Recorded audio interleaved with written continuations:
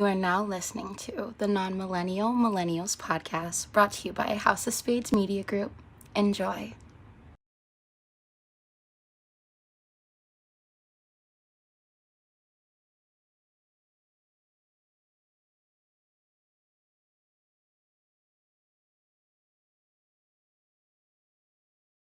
Like it's up in this motherfucker and it's stuck there. And I laughed and I was like, why? Like, why doesn't it come down? Why does it have to be stuck there? Is that to show improvement? Right, Is that to show growth? It sounds fucking stupid. If I hear another nigga say it's up there and it's stuck there, dog, do not let that be a thing. Yeah, Armani, you just said that shit. I laughed. I was at work when I heard it, and I was like, "What the fuck? Like, what if it's stuck to some nut? Like, I don't want it to be stuck to that. Like, you know what I mean? Right. What is it stuck to? Up there, it is stuck, and it's up there. What is up there that it is stuck to? There's so many. It's so stupid. Even if we broke it down piece by piece, it would be like, how do you make it make sense? Is there a moldy peanut butter sandwich upstairs that is stuck to? How did it get there? How did it get there? Did you throw it up there? Right. Did it walk? Was this a past attempt to stick it up there? And now it's stuck up there because it's stuck to the other attempt of being stuck up there? I don't know who made up the phrase. If you need to get up there with it, can you take an elevator or do you need to get a flight? Because what kind of elevator are we? How up there are we? We in space, nigga?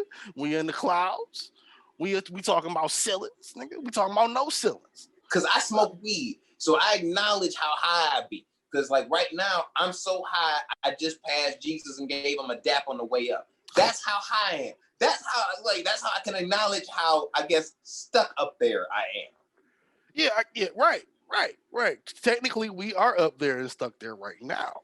So maybe that's why we looking down and observing. Oh, levels. No, but I tell you what, I'm always looking down on and observing on these niggas. You know why? Because I'm a god. You feel me?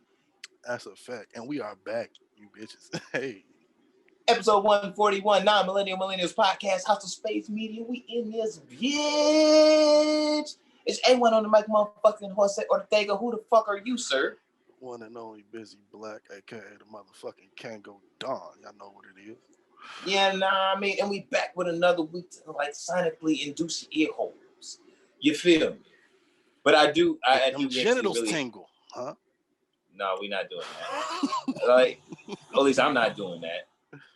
Hey, I'll do it. But if you want to be the Michael Jordan of gayness, hey, Bizrick, you do you. I'm talking about all genitals audibly tingling at once. This is an orgy of genital tingling that I'm speaking of. If you want to be the motherfucking Mike Jack of bisexuality, you do you, bro. You aim for greatness, King. I don't think that's the gender that would qualify under, but okay. You said all. You include like cats and dogs and shit too. Then that goes into a different level. I kind of meant to. I mean, what country we in? Never mind. Anyway, that's a good question. I would say rules and laws are different in different countries and shit. I don't know. You know damn well there's a European country where there's people fucking goats. You know what I'm saying? It's got to be legal somewhere. Bro, probably legal in a couple states here. There's a whole A&E docuseries in the works right now by some dude in like fucking Eastern Europe and shit who has a whole relationship with his goat. Trying to marry his goat or some shit. Real shit, and trying to have a real legit thing. They have little goat babies and shit, and it's wild. You know damn well there's that story in the making. I think we got her pregnant last week. I mean, she's been acting pretty different, but I like her still. You know, she's been holding up pretty tough. They cut to the goat, and she's like, see what this nigga did me? Damn, you see what this nigga did me? You put an Alabama nigga out there in motherfucking Eastern Europe. God damn it, yeah, he will end up fucking a goat. Hey, is it not legal? We gotta look up if it's legal in Alabama. We don't know. Word to Alabama. I got family down there. They don't fuck goats, but you know, they nice people. I don't consider the South as part of the United States. But that's just me. That Jace. Look, fam, you still feel like the Confederate flag is a thing in your state, whether it's up or down or side to side or not, nigga. In my opinion, you don't belong to the United States. You belong to the United motherfucking Nations of Hitler. So, therefore, I look at you like you said bitch-ass individual. Like those people that stormed the motherfucking Capitol building. Hey. Word to the beginning of the show. I think it's people up here, though, and stuck here that also carry those same beliefs and flags. Oh, yeah, it's racist. Because everybody up here wishes they would go back to the South, but they seem to be up here and stuck here. Niggas just don't like cold. I'm just gonna keep that real with you, Bedrick. We don't like cold. White boys do. Nigga, this I walked outside to get this fabulous motherfucking Don Julio that was unfortunately not sponsored to me, but could be sponsored to us. And to get gas before this podcast and shit. And it was legit 13 degrees outside. Now, the swag King Kong that I am, have a very, very warm Nike coat. It is very, very warm, meaning it costs $300 worth of very, very motherfucking warm. Damn it, it should kill a penguin by motherfucking making them dehydrated. That type of warm. Aren't they endangered, you fuck? Look, fam, if I could have a penguin for real, his name would be Barry, and he would be my best friend, and I would have him in a cooler sitting right next to me all the time. That's very heartwarming. But what about a pangolin? I said a penguin. No, a pangolin. What's that? It's like the retard baby of a penguin. Nah, I can't. Or the R-worded baby of a penguin. Nah, because then now you're introducing new things into my life that is like, you know what I'm saying, make me having to father it extra and shit. You never saw that episode of South Park where Mickey Mouse and Stan's dad had sex with a liger and a penguin because they were trying to keep the pandemic. I think that was the pandemic special. They were trying to keep it quiet because they made coronavirus happen. Bedrick, I'm just going to explain to you right now that there's certain places that are warm that have people who have dirty feet that care about the world and shit. You're not going to be welcome in those communities. Why is that? They are going to spawn you and like come out with sticks and rakes and beat you to death. Like, no. I did nothing to deserve such treatment. I did nothing. Cruel, things of you watching about these animals. This is South Park, sir. This is as American as you can get. You, sir, need to get a little un-American and watch something to educate yourself. You bitch. I'm there, nigga. Mickey Who Mouse you think he was repping? Mickey Mouse's creator is a star-engraving motherfucking anti-Semite. We know this. Don't you say that about Matt and Trey. Don't you say that about Matt and Trey. Walt Disney was a straight-up motherfucking Oh, you talking about anti-Semite. The actual creator. Oh. Yes. I thought you meant the creator of Mickey Mouse in that episode. No. He might be anti-Semite too. They are not. Walt, though. Walt definitely didn't like the Jays. Look, no, he did not. He does not. Wasn't he a supporter of Hitler? I have heard. I have no concrete. I want to see that fucking biopic. I want to see the raw ass because motherfucking there was a version of it was like a Walt Disney movie and shit with Tom Hanks. Watered down. No, I want that. First off, when I saw the what they call it, the synopsis of the shit, I'm like, this ain't what I want.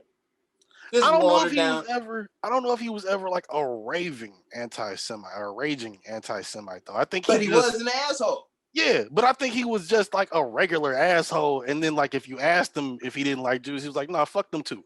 It wasn't like, "No, fuck them," because they da da da da da da da. Look, he didn't do all of that. I need to get the real motherfucker. I don't know. He might have. I don't know. Walt Disney motherfucking biopic. Just like we got the real J. Edgar Hoover biopic where he was fucking men in the ass. And so the whole world knows. What biopic was that? I heard about that. I didn't know that was in a movie. Ugh. Yeah, when Leonardo DiCaprio played J. Edgar Hoover. Yeah, and the whole time he was. And they was like, they was gay for each other and in love to the end too, nigga. When they was like all old and frail and dying and shit of old age. He was one of them niggas though, where it was like you look at him, he was so. I look at J. Edgar Hoover, and I'm sure the gays would probably agree with this. Had to be one of the most negatively influential gay people of all time. And when I say negatively influential, meaning because of his gay insecurity, he decided that he's going to take down Black people, Latin people. Damn it! And would have been, guys. I think would have been able to sink into our nature as a nation. Listen, 80 years ago. I got a theory. Where we would be? I got a theory. I think that the world only stayed semi-imbalanced to the point that it could be what it is today because Marlon Brando also existed in that time. And Marlon Brando was the opposite version of gay. Marlon Brando was the first man to kiss Larry King on television on the lips. Rest in peace, Larry King. We'll get to him in a minute. But we all know the story, and I believe I've brought it up before. If we don't know the story, I'll remind you.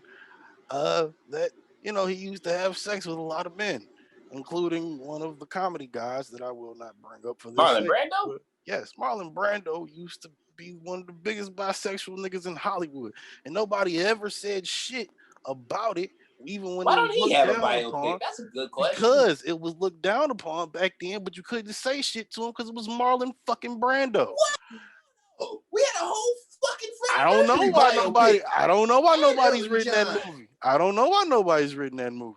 But from allegations I've heard, from Marlon Brando's own admittance, and from the shit you see Marlon Brando do when he's not on movie being like an actor, like the shit he's you do. Dead, my nigga. Yeah, no, I know he is now. But if you go back and look at old footage, or if you've seen old footage of him like in interviews, you know, you kind of see, he might be, you know what I'm saying? He might be a little feathery. You know, I've only seen 2 Marlon Brando movies. Might be a little flamboyant. Godfather Part 1 and 2. No, actually, he was only in Godfather Part 1. So yeah, I've only seen 1 Marlon Brando movie in my entire life. He has a lot of more great. Well, he's just an overall great fucking actor. Like, he has a lot more great movies than that. That might be one of the best ones, but he has a lot more great movies than that. Look, certain things I personally don't need to see you in. Like when he was younger, he like even younger, like in The Godfather. It would fuck up my perception of you moving forward if there was something extra. Like Christopher Reeves, for example. I know he was in other movies that weren't Superman, but in my head, that nigga's Superman. Right. So it's like, I don't care to see you be anything else other than Superman. That's kind of how I feel about Michael. Because if I love whatever you're in that's not Superman, now in my head, you're not going to be Superman. But if I hate it, then I'm just like, eh. Look, fam, Bodie from The Wire is always Bodie. He ain't never not gonna be Bodie. Isn't that Michael K. Williams? No, that was Omar. Omar. And he forever Omar. Him too. Yeah, he's forever Omar. Him too. I've seen him kiss men and other shit and be gay and other things, but he's still in my head. I'm like, damn. He's just being Omar again. But then, like, it's like, what do you want? He's just being Omar. But then you see him in real life doing like interviews and documentaries and other shows, and you go, that kind of look, nigga. He's the type. He seems like the type of nigga that would do that. Nothing against him. I mean, there's nothing wrong with that. If you do it, the nigga who shot Michael B. Jordan will always be Bodie. Like that's who you are now. Okay, so Michael B. Jordan. Michael B. Jordan is still Wallace. He's still Wallace. Fuck nigga. That. I was gonna say, is he forever Killmonger? No. Well, yes and no. Well, I don't even know who Wallace is. Who's Wallace? Because you like the only nigga that's a nigga on the planet of niggerdom that's ever not seen The Wire. Oh no, I've just never watched the whole thing. I didn't know. Matter of fact, he was today, on that today The Wire would look so fucking weird if you were like 16 and was like, "Yo, sit down and watch this shit." Oh, you wouldn't even. That shit would blow your mind. You saw pagers. Bro, yeah, that shit would blow you like. You see pagers, you like, what the fuck is that? What the fuck is going on? This nigga got a if you a teenager, nigga got a glucose sensor on his hip. What the fuck is that? Because I feel like it's for sure a few teenagers that watch this show. If you're a teenager that watches this show, go get a subscription to HBO Max and fucking, if you don't already have it, and go watch The Wire and watch from episode 1. You ain't even gotta watch the whole shit. Just watch episode 1 and then watch the end of the last. Watch the last episode of the series. No, fuck that. Gonna fuck your mind up. Watch episode. Watch season 1. Skip 2. Watch the rest. There you go. See, that's my recommendation for The Wire. 2 episodes. Skip 2. Watch the first one and the last one. You'll get what we're talking about.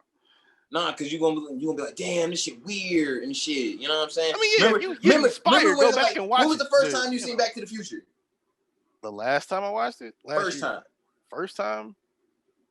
2 years ago. What? It's not that I avoided it. I went on the ride when I was younger. So I kind of got the gist of it. I knew all the references. I knew the people because I knew them from other things. So I never felt inspired to go watch it until a couple years ago. I got like really. Nigga, I rode the ride and right after that, I had to buy the 3-pack DVD. Nigga, like I was like, what the fuck is this? I went to the ride at so much fun. Studios. Who is Biff? And why did we have to like run through it and like get this nigga? For some reason, I don't know why. Just over the years, I just that ride's knew still the there, references. No, if that ride ain't there no more, that shit would hurt me. They've updated everything. I know. You talking about Universal Studios? Ain't there no more. You talking about Universal Studios? Fucking like 15 years, yo. Yeah, you talking about Universal Studios? I ain't been there in about 15 years. With it, no, 20. What year is it? 2021. Yeah, probably about 15 years. I probably ain't about 12, 15 years. Yeah. Damn, we old. Watch as hell. They had Earthquake. They had Jaws. They had remember fucking King Kong? Spider-Man. Yo! Fucking. Matter of fact, is when we talking about it, motherfucking Universal and Islands of Adventure ain't even a thing that you can go to both together no more. Yeah, I don't even think Islands of Adventure is called that anymore. I think it called it something else now. Whatever the fuck it is, like my wife told me, because she's been there more recently than I have and shit in the past few years.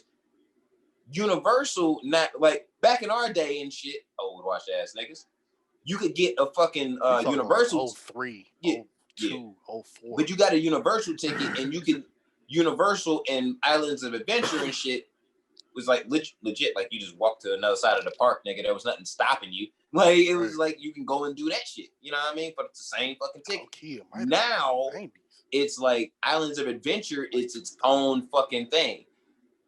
Universal is its own fucking thing. So if you want to do both parks, you have to have like the motherfucking hopper drawn. See, so when I went, it was already now. When I went, they was already. They've been doing that for a while. Because when I went, we had the triple pack. We were staying at the Portofino Bay. That was like the flyest hotel to this day I've ever stayed at. Portofino Bay Hotel. This how you know a nigga dad paid child support. Hell yeah. We stayed at Portofino Bay, nigga. You can't even spell motherfucking Portofino. Yes, I can. Yes, I can. I was still to this day the flyest hotel. I don't even know if that's a thing anymore. But that's the flyest hotel I ever stayed at. Nigga, Portofino Bay Hotel. Aria for me in Vegas. I ain't been to Vegas. But yeah, Aria that hotel. It was the triple pack. We had SeaWorld, Universal Studios, and Islands of Adventure, all in the same. My mom had to spend 15, 20 bands on this trip, bro. Like for real. If it was a 2-week vacation. To me. Like, SeaWorld was whack to me. SeaWorld. Oh. But yeah. SeaWorld was okay. Shamu was the highlight. Shamu and that one water. Shamu and Mamu was not the motherfucking highlight of that shit. Yeah, because he splashed the fuck out of you. If you sat close enough, he splashed the fuck out of you. It was worth it. I didn't want to sit that close because I have a whole thing about the smell of fish. Like I didn't. See life. Like that's just like my like it's a very distinct smell to me. And I like fish, so it probably didn't bother me. Like you know how seafood is incorporated in a lot of Asian meals and shit. I love it. If I'm going into a Thai restaurant, an Asian restaurant of any sort, nigga, I can smell the fish like 4 blocks before we fucking get there. Like it's like the smell of fish is very distinct to me. So it's like, so you as a kid, like I'm like, I don't want all motherfucking the fishy water on me and shit, and I can smell that on myself, and then it's gonna dry, and then we still gonna be out here for like 7 hours. Okay, I'm gonna be tripping. Like it would disturb me. Like splash, it was like salt water. So you really just left kind of smelling like salt. You're talking about a 14-year-old with the fucking, you know what I'm saying? So that's the difference though. You was 14 when you went. I was a teenager. I was 7. I was a child. I was a child, so I enjoyed it from a whole different lens when I went. It was like everything was the coolest shit ever to me, nigga, or the scariest shit. SeaWorld to me, like when I went, because I only went that one time when I was 15. I was 15 one time I went to SeaWorld. It like I wish I could have went at 15. No, you don't, because it hit me. Yes, I do. Because I would have fucked something. I would have fucking met up with some bitches or something. I would have done something other than nigga. I wish it was one of those things that, like, yeah, nigga. To me, SeaWorld at a teenager and going up as an adult, because it's not like a mad rides and shit. That's something that you would take your girl to and shit. That's like the maddest aquatic motherfucking zoo. You feel me? You know what I'm saying? Your bitch like water. She like fish, whales, sharks, and fucking dolphins and shit. Boom! You SeaWorld, nigga, getting the pussy tonight. Nigga, good for you. You know what I mean? Yeah. But as being there in my situation with my mother and my father, that shit was quite lame.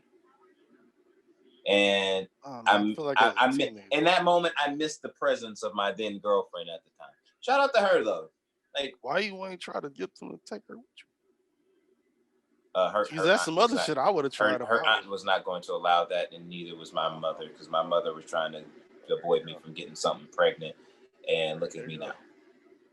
See, I feel like if I had a girlfriend when I was 15 and she had been like a constant girlfriend, and we had took that trip when I was a teenager instead of when I was a kid, my mom for sure. She was like, fuck it, bring her. I would say, yeah, Shamika was a constant girlfriend, but it was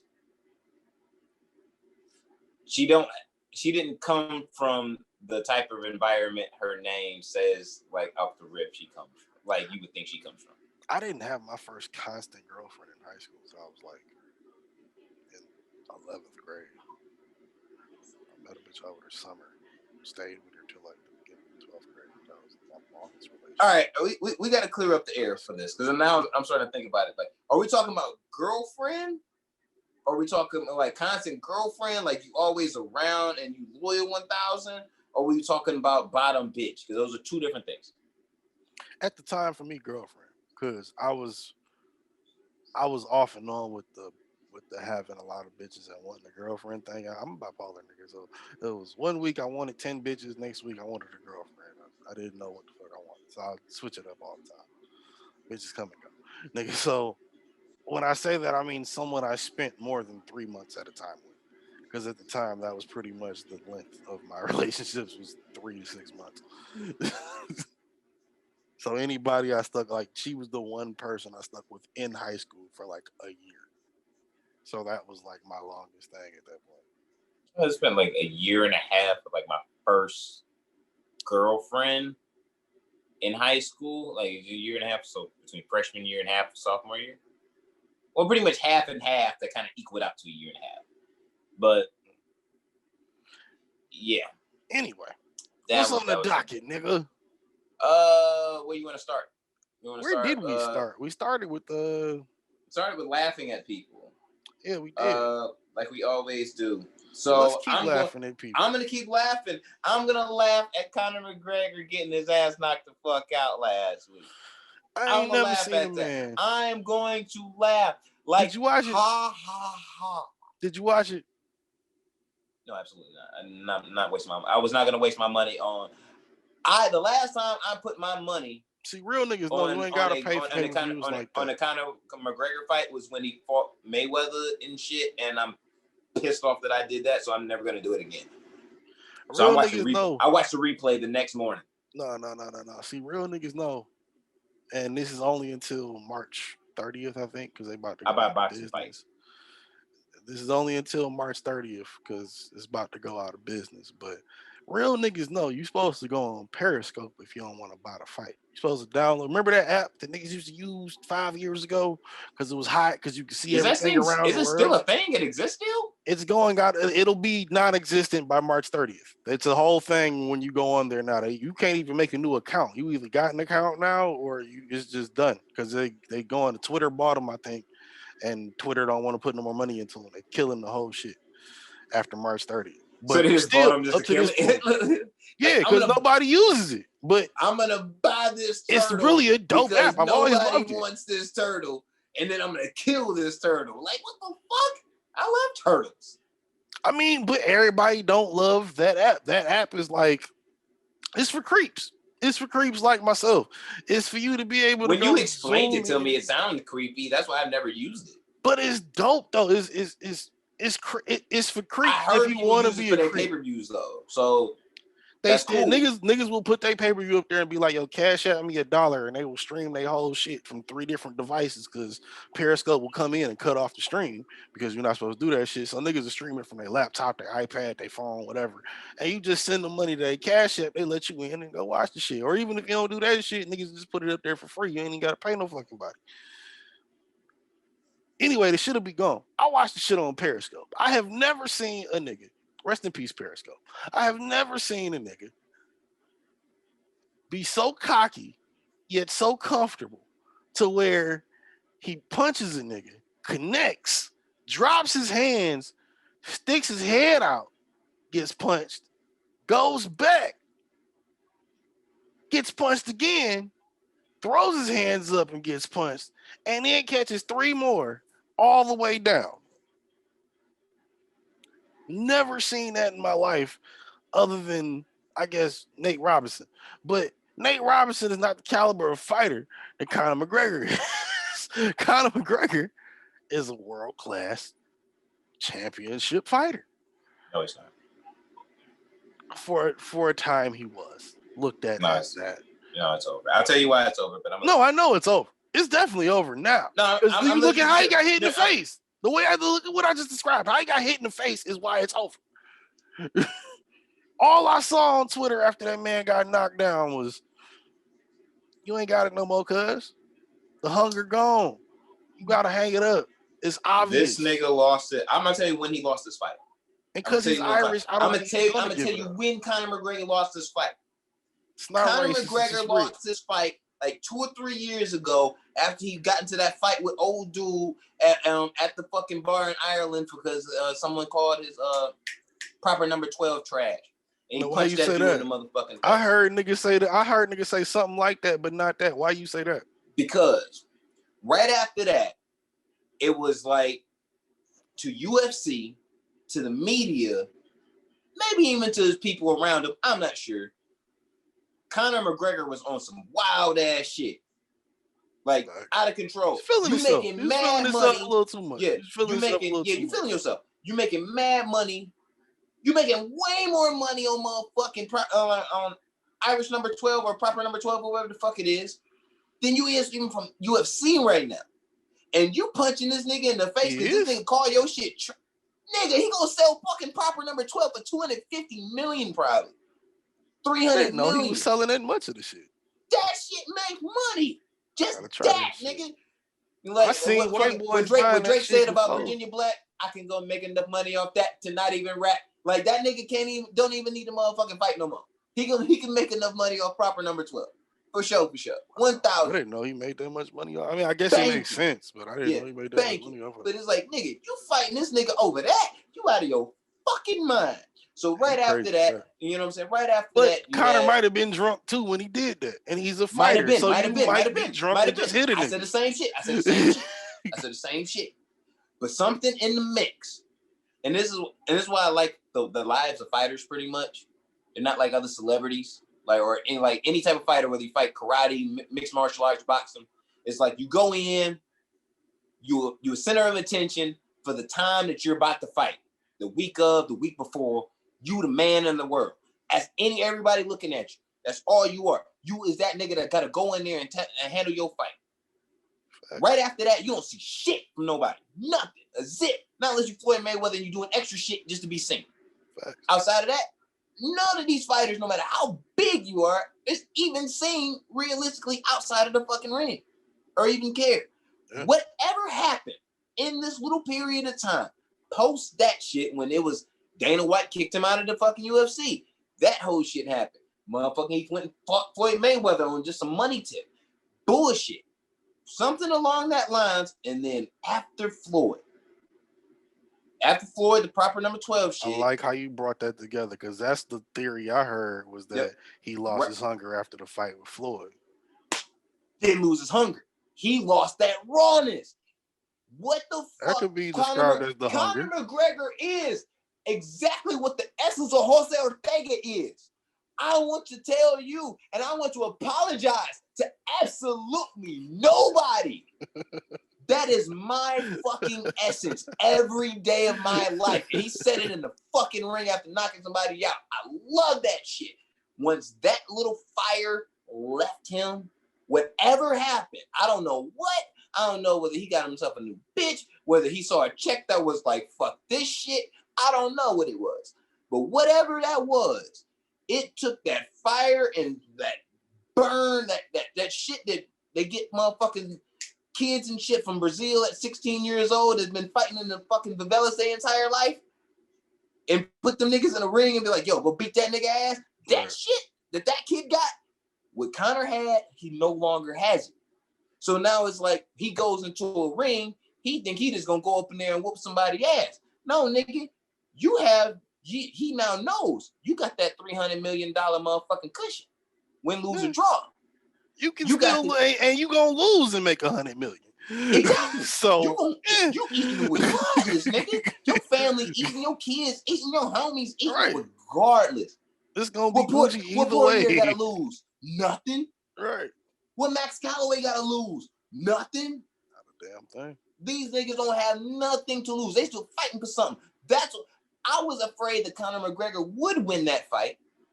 And he would have to go. He would win that fight. And he would have to go fight Max Calloway. I wanted him to win. Max Calloway. I wanted Conor to win that fight because I wanted to believe that nigga still had that. This nigga to go Max against Calloway to be like, did you see his last fight? Did you see his last fight? I didn't see Calloway's last fight. This nigga was dodging motherfucking punches and shit. Like, talking to the motherfucking announcer about how he gonna beat this nigga ass and why this nigga fighting, like throwing the punches at him, dodging them shits, and then be like, all right, and punch a dude straight in the face. It was the wildest shit I've ever seen. But it was like, you were in your zone, fam. Like, you know that you are better than the nigga that you in the ring with. Right. And you hungry. You want that shit. You want that belt. It's How old is Calloway? How old is Calloway? Evaded you. I don't give a fuck. He hungry. He ain't held the belt. Something to do with it though. He ain't held the bitch. He want that bitch. So that already got something to do with it. I say how old is he because Conor's what, 35, 33? He's in his 30s. Yeah, he's somewhere in his 30s. That on top of 300 million, nigga. Hey, look, dog. I'm trying to make sure I can think when I'm 70. Nigga, I watched Randy Couture in his old age and motherfucking Mark Coleman. I heard somebody. I'm glad you brought up Randy Couture. I heard somebody beat each other's asses in the ring, and right after that, motherfucking dude was calling out Tito Ortiz, like, come up in this bitch. A bunch of old ass senior citizen niggas, like, yo, I'm about to beat your ass. What about Chuck Liddell? But what about Chuck Liddell? Chuck Liddell need to sit his ass the fuck down before he end up with what's that shit? Exactly. CTE. What? Do you really want him to be that? Because if this nigga ain't got it no more, Conor ain't got it no more. You don't want to see another. Conor should retire. Right. Chuck Liddell should retire 6 years ago. Right. You don't want, because does Conor seem like the type of nigga that's gonna retire? No. He's about to come back in another year. I believe he should go to boxing though. No. I'm with him with that. Why? He didn't win the first one. Why? He didn't win the first one. He was an MMA. He was an MMA fighter who was trying to box. I believe if he switched to boxing and was just attempting to be just to being a boxer, he could do it. He's a fighter. He can do that. He could figure that out. I believe he could. No. Now, do I believe he would be mad successful? I don't think he has that type of patience. Do I have to believe he's going in there for fucking Canelo Alvarez? No. I think he should just really train for it. First off, Canelo is the motherfucking Mexican Hope. That's what we have. Okay? We got that. Y'all got LeBron. We got Canelo. Like, I give you that. We good. No, I'm not arguing that at all. Every time. I'm not arguing that at all. Like, word to Canelo. I'm not arguing that. Word to LeBron. I'm not arguing that. We got a couple more than LeBron. We got LeBron and a couple others, but yeah. He's not coming over, you know what I'm saying, and fighting Canelo. So it's like he gonna get himself a couple little bitch fights. Get himself in there, get his feet wet. He's not. This is Conor McGregor we're talking about. What that's what he wants to do though. I think Floyd Mayweather a part of that fight did broke his pride and broke his spirit. Because it's like you feel that you are a better fighter because you could do more with your body to beat somebody ass, I would feel. Probably if you're Conor McGregor at that time when he fought Floyd. But Floyd is like, I'm the best motherfucking pound for pound boxer in the world. I would give Conor a pass for being more arrogant at that time, though, because Conor was still new to the money at that point. Conor has the time to live with it, nah. That might be why he got comfortable. If you're a fighter and you're a competitor, like I've never fought like a real bout that was actually toward a record in my entire life. But I fought motherfuckers who that bout was meant the world to them. Like that little spar meant the world to them. So it was like my mentality was going in like this has to mean the world to me. Like, cause if I don't, this nigga gonna lay me the fuck out. That's not gonna fucking happen. Right. So with his mentality of probably like, yo, I'm gonna go in here and make this money real fast. Oh shit, this nigga's actually beating my ass. Let me try and do something to defend myself. Fuck this bullshit. Fuck the extraness of it. The circus of the whole shit. Let's go ahead and fight. And still ended up with the L. He want to go in some like I would say he probably wants to go in there and prove to the world he got some hands in the boxing ring. I don't know if he's gonna. And it's a lot safer. And you could actually probably do it a little bit longer than motherfucking fighting MMA. Maybe. Who knows? I don't know. But either way, Floyd Mayweather, fuck. You know what I'm saying? Fuck this nigga up. And he ain't never been the same. I still want to stay on fights, though. I still want to stay on night. You want to run an ad first and then do the we got to run an ad? Yeah, we got to run an ad. Do you want me to run the ad or do you want to run the ad? You want me to do it? I'm the ad guy. So we're gonna use this opportunity right now to introduce you, you know what I'm saying, drop an ad by Anchor.fm. Anchor.fm is what we use personally to get on, to get our podcast off, and like to all of you magnificent people who listen to our podcast and listen to it around the world. If you need anything step by step, Anchor will set you through it, put you through a step-by-step process to get your podcast recorded, posted into the world, all the outlets and DSPs that you could possibly imagine, everywhere that podcasts are possibly listened to. Like I said, we use it. We're successful with it. We love it. We actually make money from this shit. So that's great too. You know what I'm saying? Like, we couldn't do this before. Anchor brought that to us, and Anchor gave us that opportunity. Use that for yourself. Get your podcast on game. Talk about whatever you want to talk about. Sports, politics, money, economics, whatever. Enjoy yourself. Anchor.fm, bringing the podcast world to you. You feel me? And also, I'm gonna use this opportunity to plug all my homies out there that's been releasing projects and shit. AOS artwork streaming on all your DSPs right now. For Her streaming on all your DSPs right now. Crimson Alchemist, Busy 9-3s, Fly streaming on all your DSPs right now. Even though there's never going to be an album that's ever going to come out. Shanzi, Detroit Shanzi, drop. What's the name of that project one more time? The Prep EP. The Prep. Be drinking. Yeah, the Prep. That shit's actually fire though. Who else dropped? Oh, fuck. IQ the Joker, the Relevant, still streaming on all your DSPs, YouTube, shit like that. And before we get back into the shit, Crimson, episode 8, search on YouTube. Crimson Alchemist. Her episodes that she been dropping, you know what I'm saying? She been killing these motherfuckers, bro. You know what I mean? If you ask me right now, on God, who would I ask?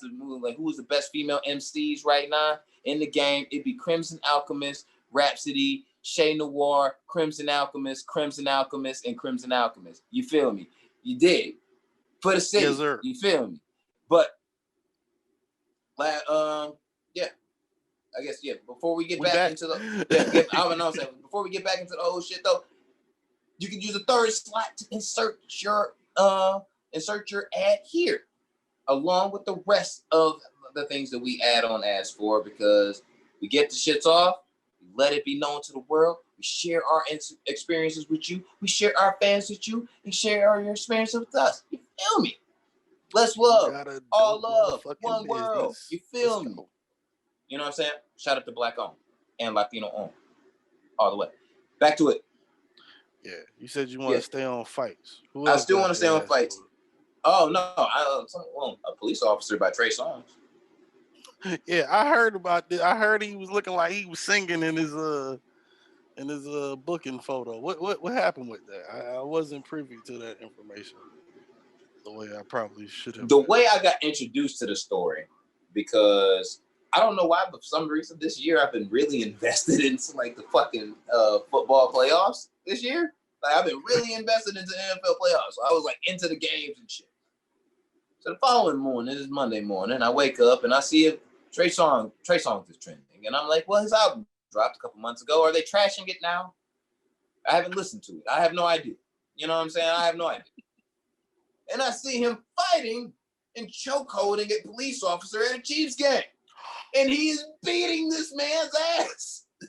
Oh my goodness. Whooping this officer's ass all the way fucking his ass up. So now, right after that, time out. What kind of officer is it? This fellow black man? Is this a fat white man? Is this this nigga is about to retire? This is a Caucanese officer. What is this?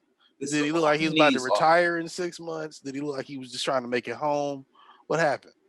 Well, the story of it is this. So Trey Songz was there at the game with his men's. So he was the only one of the men's to not have a mask on.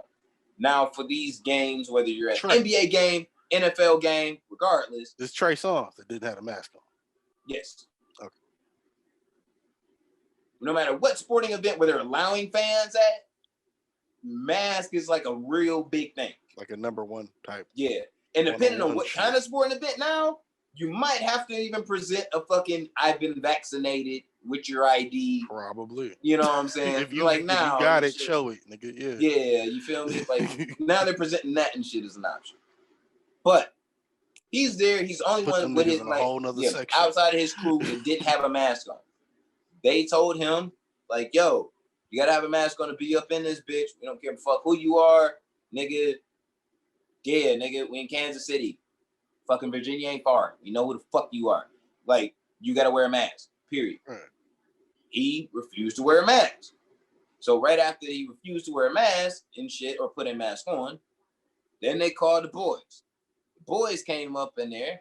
So they gave time out. They gave him the option to put on a mask. Yes. And he still refused. Yes. So they called the police. Yes. Okay. So police arrived. Police get into altercation with Trey Songz. Now, mind you, I'm gonna give you a little backstory premise to this. Trey Songz is also the person, if you're not aware, if you're, 16 years old right now and you've been fucking bitches currently to Trey Songz because you just found out that like, oh shit, a 12 play, little nigga. Yeah. Oh shit, a Trey Songz play, a 12 play is actually a fucking thing that can get me more pussy. I'm gonna put some Trey Songz on this. But you only know a Trey Songz today in like 2021, 2020. Which is really a bunch of niggas with braids. Yeah, when Trey Songz released an actual mixtape, well, not what you refer to as a mixtape today, but a mixtape. A project, the kids call it. A mixtape. When you release one of those things, you know what I'm saying? Early days of that, when he was disgruntled and playing in little bars like the R.I.P if you're from Detroit. Hey. There was a fan that was, or maybe a non-fan, that was throwing ice on stage one night somewhere, I'm going to say deep down in the ghetto. And Trey Songz was performing and there was ice thrown on stage. This nigga stopped the whole fight. I mean, stop the whole fucking set. Stop the whole thing. And pointed at man's in the crowd. It's like, yo, you, nigga, you. You just throw that ice? You want to throw an ice? You threw that ice? All right, let's go. Bet. Hit his man's and jumped off the stage. Like he was motherfucking Superman and went into beating this nigga ass. Yeah. KO Ken punched that nigga times 10. Bro, Street Fighter shit. No bullshit. This is the premise I'm leaving you with. So, bring it back to 2021 AFC championship game. This nigga gets into a fight because a police officer tells him to wear a mask, and he's like, yo, you can suck my Virginia dick. So this motherfucking this police officer gets very much upset and decides, well, fuck you then, Mr. Trayson. I'm going to arrest you. So Tremaine.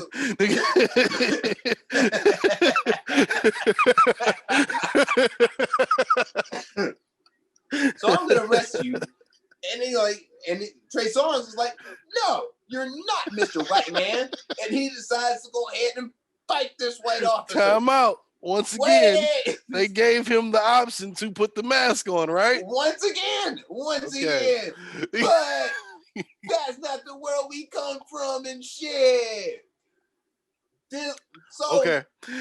Tremaine decides that he is going to fight said Caucanese officer, who all he wants is a hoagie after the game.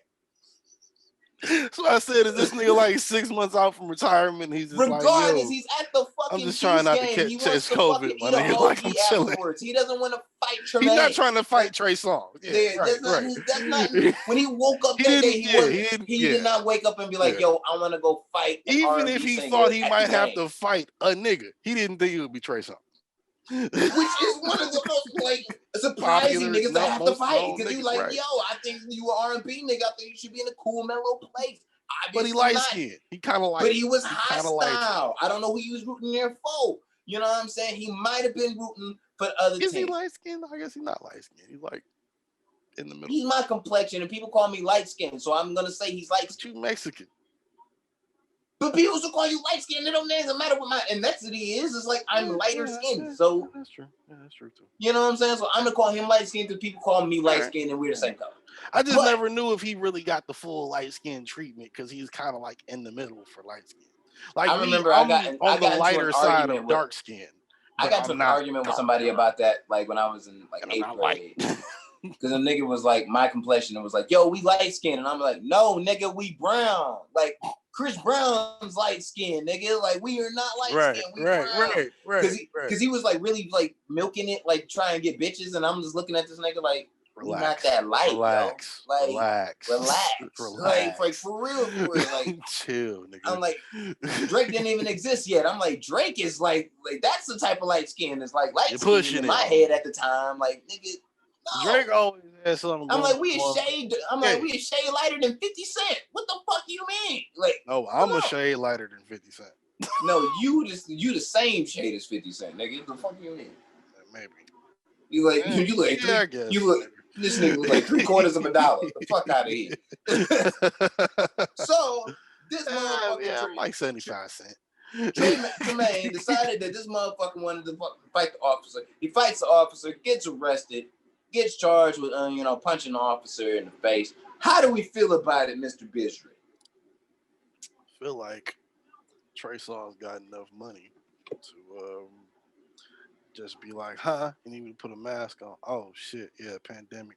I'll be right back. Can I get my spot back in line? Like I still got the ticket there. Okay, I can come back. All right, then I take my. Nigga, he was already at the game. The game was over. So he sat through the whole game. The game was over. He sat through the whole game before he fought the cop. Game was over, nigga. Why didn't he just leave? Cause he Trey Songz. I don't know what the fuck. That nigga made pennies. No, nigga, you just leave. No, I'm not condoning that. You just leave. Especially if you Trey Songz, what they gonna do? They gonna send a fucking barricade. They gonna send a whole police force of here for little old me because I didn't have on a mask. No, I'm getting in the fuck you. Unless you arrest me, fuck you. I'm getting in the car and I'm leaving. Tremaine was in fucking Kansas. Fuck out of here. Yes, they're coming for you. What the fuck you mean? Or Missouri, wherever the fuck Kansas City is. I know there's a Kansas City in Missouri and in Kansas. In 2 places, but still. Whichever one. Whichever one. Wait, what game was he at? That'll tell you which one. He was at the Chiefs game. So he was in Kansas City, Missouri. Is it in Missouri? Yeah, he was in Missouri. I don't know. My dad's a Chiefs fan. He's from Missouri and shit, but there's Kansas City and Kansas. No, that's Missouri. Missouri. I don't know. That's Missouri. No, the NFL team is definitely based in Missouri. Why the fuck does Missouri get a motherfucking football team? Because they're the bigger place. They got St. Louis and shit. What the fuck does Kansas actually have other than Kansas City? Nothing. No, they don't deserve anything. I'm just saying. Right. So why would they have the football team, nigga? What the fuck does Missouri got? I've been there. It has shit. St. Louis, the Arch, nigga. Nelly, nigga, Murphy Lee. I don't know. Nigga. Nobody is going to. First off, niggas walk past Nelly now at Starbucks. Nobody even cares. Nigga, Nelly was just trending 2 days ago. Nelly been the whole reason the Busted Challenge was as beautiful as it was. Are you serious? Nobody cares who Nelly really is today. But niggas that know, and we show respect accordingly. AKA the Busted Challenge. Word to every woman that did it. Yeah, word to every woman that did that though. Y'all complains. But if I'm Nelly today, if I run into Nelly today, I'd be like, yo, fam. I know people might not say that shit or say this shit, but Sweatsuit was dope. Every one of your other albums though, was trash. But you the king though, St. Louis though, you be great. And that's it. It's over my head, thinking about it over and over again. I think about it. That shit was a terrible song. I love that song, bro, but I hate Garth Brooks. That shit was a terrible song. Garth Brooks kills people. Trey Songz, he needs to tell people where the family is. He needs to tell the family. A better version of a fucking country song, and that in his fucking 3 hours that he spent in jail before getting bailed out. Then that song. Do we condone it? No, I don't condone that shit because bitch, you could have just left. And I ain't worried about it because I don't really want to Trey Songz feature, so I'm cool. Nah, fuck that. I'm working for about my Trey Songz feature and shit for my EP that I'm gonna put out every 6 years, for real. So, with that being said, you condone it?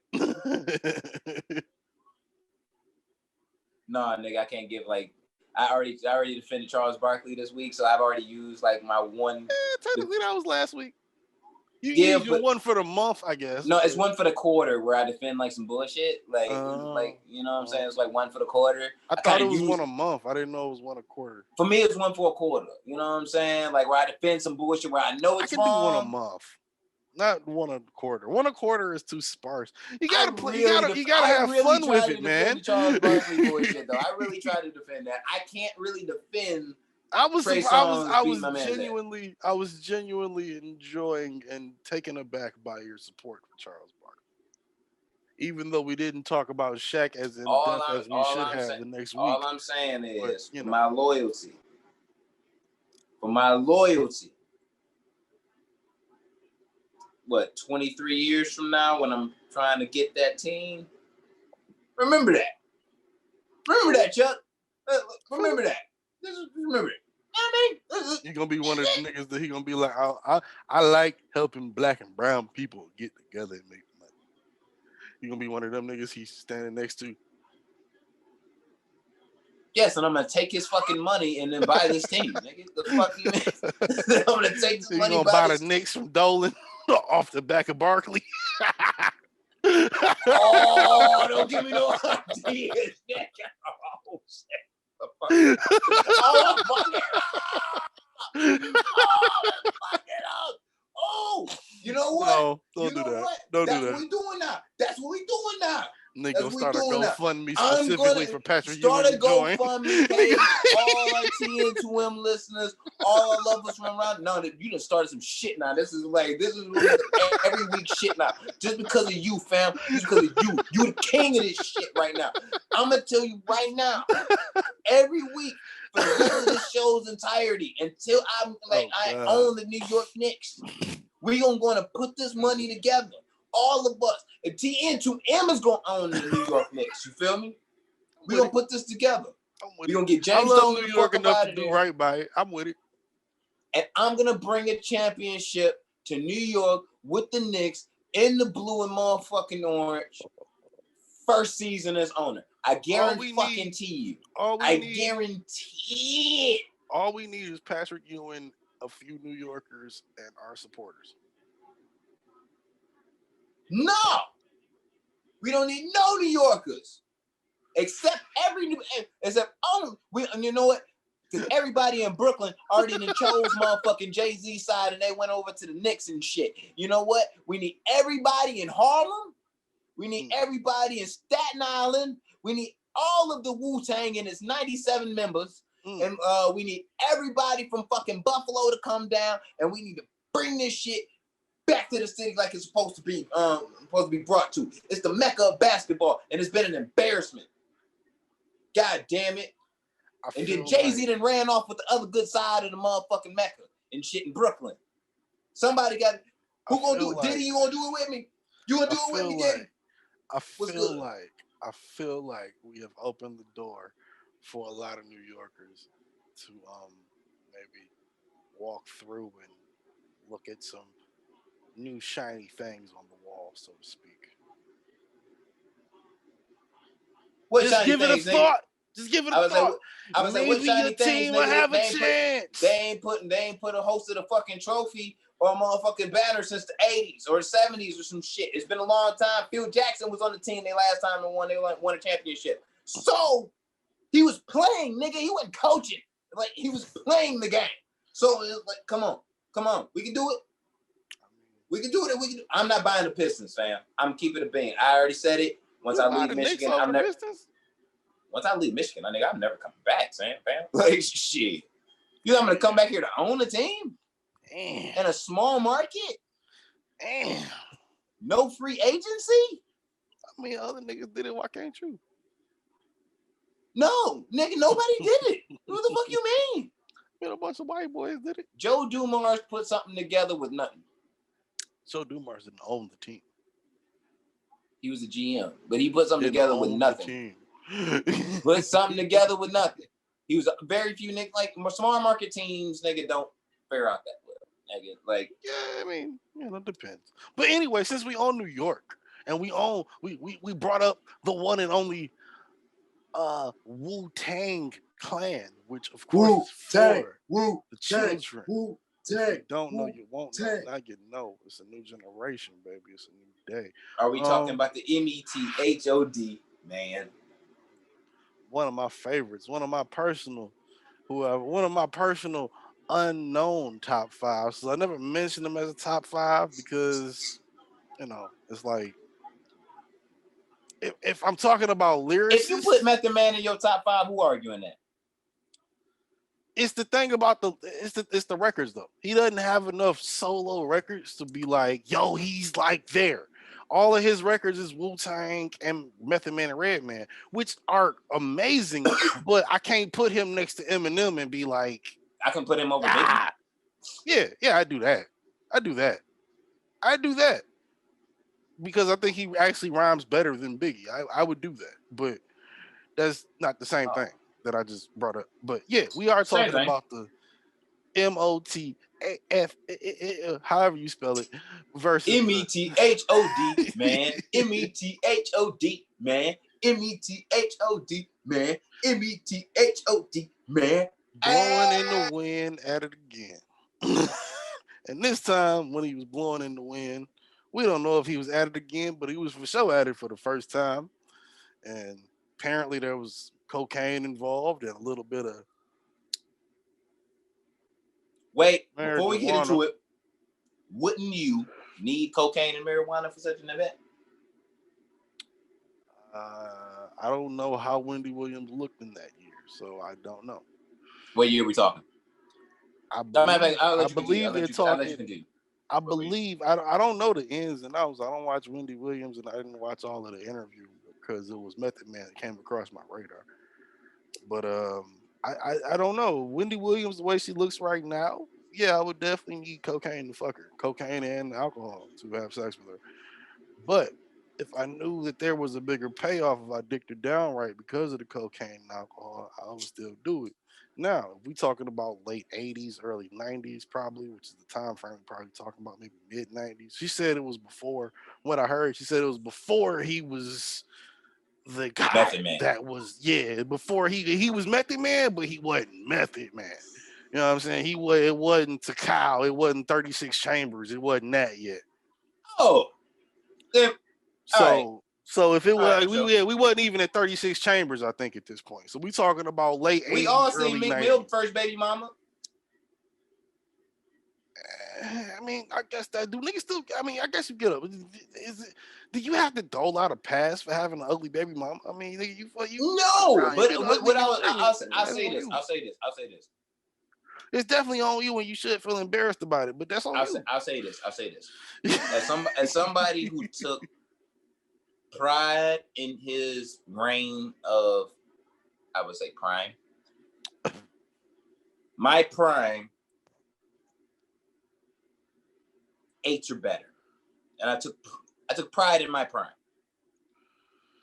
I like to think my prime, but within my prime, like 8 is the average. I hovered around 7s and 9s. I never really went like 10s. Never really went for the 10. The 10s have become more appealing the older I've gotten, only because it's like 10s are like 10s back in the day. Let me see where your head at. I look at 10s like stock. Like today. That's straight weird. up. I look at them that's like fucking stock. weird. No, what do you mean? Let me explain. The 10s are like stock in the sense of if you had a developing 10, like you had a 8.5, a 9 that was going to become the 10. But because you were so selfish on finding the 10 when you were at a certain age, you missed the development of that 8, that 8.5, that 9 become the 10. I think that wisdom comes with age. Now the 10 is walking around getting fucking free trips to Tulum and shit, but fucking Jim Jones. I think that wisdom comes with age. While you fucking the 6 that work at fucking Starbucks. That wisdom comes with age. You don't know when you 17 and she's 17 and she only an 8 about to be a 10. You don't know that. It's like stock. Like you don't know if stock's gonna mature to the way you want it to. You didn't know GameStop was gonna make a 12-year-old $1 million yesterday. You didn't know that. Or 3 days ago, 5 days ago. You didn't know that. I love segues though. But you're gonna get to that in a second. You know what I'm saying? Like I look at the, you know what I'm saying? Like the bad bitch, like it's stock on it. But between every man's prime, I don't give a fuck who you are. Drake. Aubrey Drake Graham. It's like for sure. Out of all of the slews of Jades, fucking Georgia Smiths, Rihanna's that this nigga's been slaying on the daily, and it's the only man on this planet Earth that I've ever been actually hated on fucking more bitches or better bitches than I have. Only man, only person, period. Really? Yeah. Why him? Why wouldn't that be more of a person closer to you? Like, how is that not more of a personal thing? Drake is your problem? Yes, because he makes the type of records you want to make for the bitches that he gets. No, nigga, I could have wrote Take Care fucking 6 years ago. But you didn't. I didn't. I'm not an artist. You are, and you need to focus on your craft. Either. I wasn't in a place to write Take Care 6 years ago. You are in possession of Busy Care, and I swear to God. I'm currently in the possession of Take Care Part 2. I 6 years ago was not in the possession of anything close to a Take Care. If you do not release an album by 6 years ago, I had maybe a So Far Gone. 2021. I had half a So Far Gone 6 years ago. Half. I'm gonna punch you in the face so hard. You said what? That's like if you do not motherfucking release an album by 12/31/2021. I'm gonna punch you in the face so hard. Well, what are you it's gonna resurrect Vision from motherfucking Thanos. It's gonna be that hard. It's gonna reverse fucking time. I personally don't think you can punch that hard, but if you could, if you could, I'm from Detroit, nigga. We punch people for Cardis. Like, what you mean? Me too, nigga. But I ain't never punched a nigga for no Cardis, but I have punched a nigga with Cardis. I punched a nigga for a hat though once. I ain't never for no Cardis though. I ain't never punched a nigga for either one of them. Why would you punch a nigga for a hat? For a fitted? You punched a nigga for a new era, bro? Yeah. Why? He was a bitch ass nigga. He was talking shit about some other shit. Was it your new era originally and he took it and then you punched him back for it? No, it was what he had on him that I wanted. What hat, what was on the emblem of this hat and what did he have that you wanted other than the hat? It was a really nice Detroit hat. So you just punched a nigga for a Detroit Tigers new era fitted one day? No, it was more than that. It was like, nigga was popping shit about some other shit, and I approached him on it because I seen him in the mall. So you took the hat as collateral? I took the hat as, who the fuck you think you talking to? So collateral. And he had no money. I mean, I'm saying if you wanted to come back and get it though, he knew who to come see. So it's collateral. You put it like that. I looked at it as like you was popping off at the mouth. I approached you. See, you gotta say that story like that though. You can't just say I stole on a nigga for a new era one day and not give context to the story. All right, don't worry. Right, no, you just gave it. You just gave it. I'm gonna say there it is. Like, you popping shit about some other shit. I approached him, dude acting like a fucking pussy, like he didn't know what the fuck I was talking about. And I was like, yo, you know what's up? Just when you said it, it was like you punched a nigga for a hat? What the fuck is you talking about? I'm not a Cardi person. And it was like, Cardi's to me was like being the nigga that was holding on to. You get more money for punching a nigga for Cardis than you do for a fucking new era. Yeah, it was ethics and moral about me punching a nigga out for the new era. It was like for me, punching on a nigga for a pair of Cardis and shit, it's always been like, yo, I'm gonna beat this nigga ass robbing for his brick. Now I got the brick. Like, I told niggas I was gonna get a brick when I got a brick, and I got it. And it's like, all right, I need to get this shit off. But in the process of me getting this shit off, you know what I'm saying? Anything can fucking happen. You know how many niggas I know that punch a nigga out for a motherfucking set of Cardis and shit, nigga, and didn't get to sell them shits because they got punched out for the set of Cardis? You know how many niggas I know that had that same situation happen to them, and then they didn't get punched out for them set of Cardis, didn't make no money, and just wore the Cardis, which I think is equally as stupid as not getting punched for them after you steal them. I feel like if you gonna punch a nigga for a pair of Cardis, you shouldn't keep them. They're his Cardis. That's his design. If he made them custom, whatever, go sell them bitches, get your bread, and go get your own Cardis made. Oh, and by the way, don't do that. Don't rock another nigga Cardis. That's weird.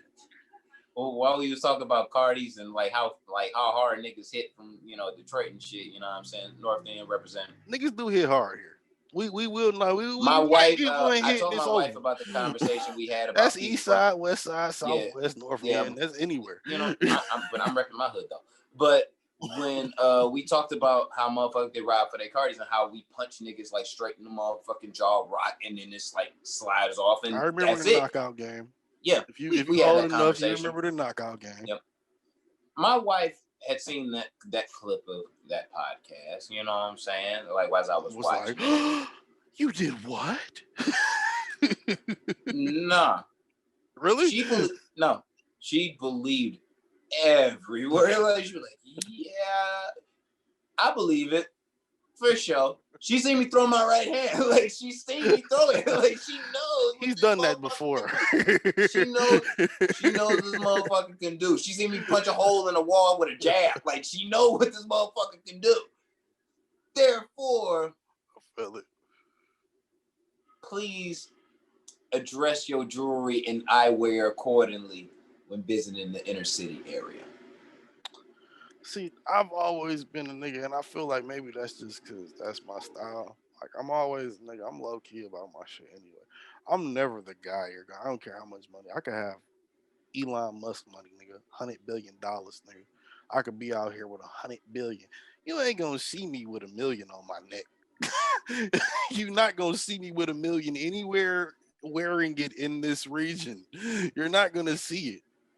You're not. I'm not gonna have that many chains to pile on each other and that big a diamond. I'm gonna say a real washed ass statement right now, because you know what, this gonna be washed in irresponsible part 2, or like whatever the fuck we had a washed in something episode. There was something like yeah, like something. This is gonna. It was 25. We were both 25. It was 25 and wash. 25 and wash. You know what I'm saying? Like it's 27 and wash now. Like I'm gonna keep it a being with you. Today, and I've had a actual chain. Like I had a big body chain when I was hustling. I'm only built for Cuban links. Don't need no diamonds on it. I want a Cuban. Don't need to be super big. Don't need to be none of that. I'm only meant for Cuban links. And here's my thing. Give me a tennis chain with a diamond tennis chain with a diamond cross. Yeah, you feel me? Like I'm older now. You feel me? You know what I'm saying? I'm older now. I'm married and shit. Therefore, when you, as a married man, this is at least, maybe some of our married listeners probably would know experience this. I feel like we don't have that many of those. Hey, look, if you planning on getting married, if you live with your bitch, you understand what the fuck I'm saying. Or if you got a girlfriend that's been there longer than if you a nigga like myself, you probably get it. This is me. I love my waves. I take care of these shits. I work for these hoes. They're in my head forever. With like, nigga, I could grow my hair out tomorrow, shave my hair, shave my hair down, and guess what's gonna be there? Wave line, like still gonna fucking be there. Hurricane, like nigga, don't call me 360, nigga. You would have referring me as the Earthside mammal, nigga, 3600. You feel me? So, like my shit is straight swimming. I got dolphins swimming on my hair right now, nigga, doing flips and shit. That type of swim. You know what I'm saying? Flipper and all that. Word to Shamu. Nigga, your girl will hate on you if you do your lineup right and your shit look crispy. If your shit look clean, your girl will actually hate on you. Like, nigga, who the fuck you looking cute for? Bitch, I just don't want to look like shit. Sorry, fuck. I noticed that, bro. I'm that type of dude. I'm so used to like not dressing up and not doing shit. Like it's to the point that nigga, I might just want to get fresh one day just to be fresh because I don't get fresh. Don't do it around your bitch or any bitch. No, that's what I'm getting at. I'll like a bitch will FaceTime me when I'm fresh and be like, "What you doing?" Like, I'm going to the dispensary. Oh, you had to get who you fucking with at the dispensary? What you had to fucking get cute to go to the like, bitch? I just want to. This my man's hoodie. He just dropped a clothing line. I'm trying to rock it. My motherfucker, I got some Nike sweats and some black airs on. I ain't fresh. I'm just chilling. What you talking about? Like, I never wear my earrings on because I like to rock it. What you talking about? Every now and again, I rock the motherfucking double studs, just a motherfucking, you know what I'm saying? Just because I'm feeling myself. Then it's I might have threw the Apple Watch on for a flex. That might be true. You know what I'm saying? Don't worry about that. And my wife is like, "Who you trying to look cute for?" I'm going to the dispensary and coming home. What you mean? Now, granted, there is a little chick at the dispensary that I got a little ongoing thing with, but that ain't got nothing to do with you and me.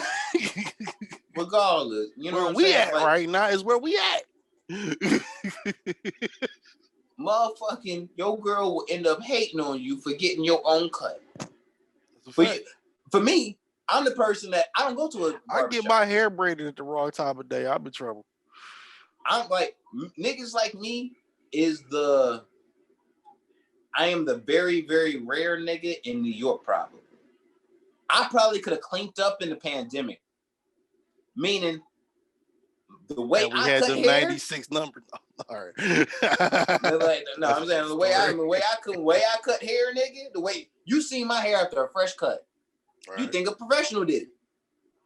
I could have like I cut myself. Fuck you talking about? I could have cleaned up in the fucking pandemic. You know what I'm saying? I could have cleaned up. No, for real though. You could run your own little barber shit because you do appreciate that. Shit. You one of the few niggas I know that can. You one of the few niggas I know that can like do their own self cut, and it looks like you can walk outside after it. It comes from the hustle, bro. I tell you that it comes from the hustle, and the only reason I say it comes from the hustle is because the reason I started cutting my hair myself is because 2 reasons. Number one, my barber did not have no fucking type of chill with his clippers. So it'd be like, motherfucking, like I would go in there for a fade, you know what I'm saying, for my fade, you know what I'm saying, have my shit look sharp, right, with the lineup. Right. This nigga would legit go through the extra effort to cut my waves out of my fucking head to make it look the way he liked the shit. That's not your barber. That's not your barber. My shit would be extra low. That's not nobody barber. It shouldn't be. I would roll with my pops to the motherfucking barber, and he would go every like 2 to 3 weeks. So right after I get a cut, I'm in the motherfucking crib, you know what I'm saying, with the wave brush going dummy. Right. So we move on. Wondering why your shit ain't working. By the time week 2, week 3 come along, when you get your maximum wavage and shit, where I literally got a whole spring break summer happening on the motherfucking dome piece. Nigga said this is Miami Beach, nigga. Fuck you talking about? The fuck you mean? My shit was looking like Cabo, nigga. The fuck you mean? Don't downplay my waves, nigga. You done fucked up. Anyway, so my shit was looking like Cabo, and then it's like, yeah, we got to go back to the barbershop. And it's like, because your hair done grown and shit. And now it's like back to cutting my shit all the way out. And then it was like, and I was like, that shit was annoying. And then my pops, when he started noticing I was making a little bit of money, now you got to pay for your own cut. Now it's $25 coming out of my pocket with the tip to the barber. I told him one day when I was 13 years, I'll never fucking forget it. Walked in before going on fucking holiday. Yo, just give me a trim. Trim, line up. To our UK viewers. It was actually like on like fucking Christmas holiday. So it was like niggas say vacation, but they say holiday. So it's like, holiday. And we do have some UK viewers. So shout out to them. Shout out to all my viewers in the UK. Hey! Anyway, so we about to go on holiday and shit. I'm like, yo, just give me a trim. That's it. Trim and a line. That's it. Did a trim with the line, and I watched every single thing he did. Right after that, I never seen that motherfucker again. That was the last time I sat in the seat. Wow. Because I was like, I'm not gonna. Because it was like, for me, now I'm spending $25 out of my own pocket every 2 to 3 weeks for this nigga to cut the waves out of my head. Nah, fuck that noise. I'm not doing that shit. I'll do it myself. And since then, I've been a fucking king. So, Myth Bleak, if you need, you know what I'm saying, need a shave on the beam, pause. I got you.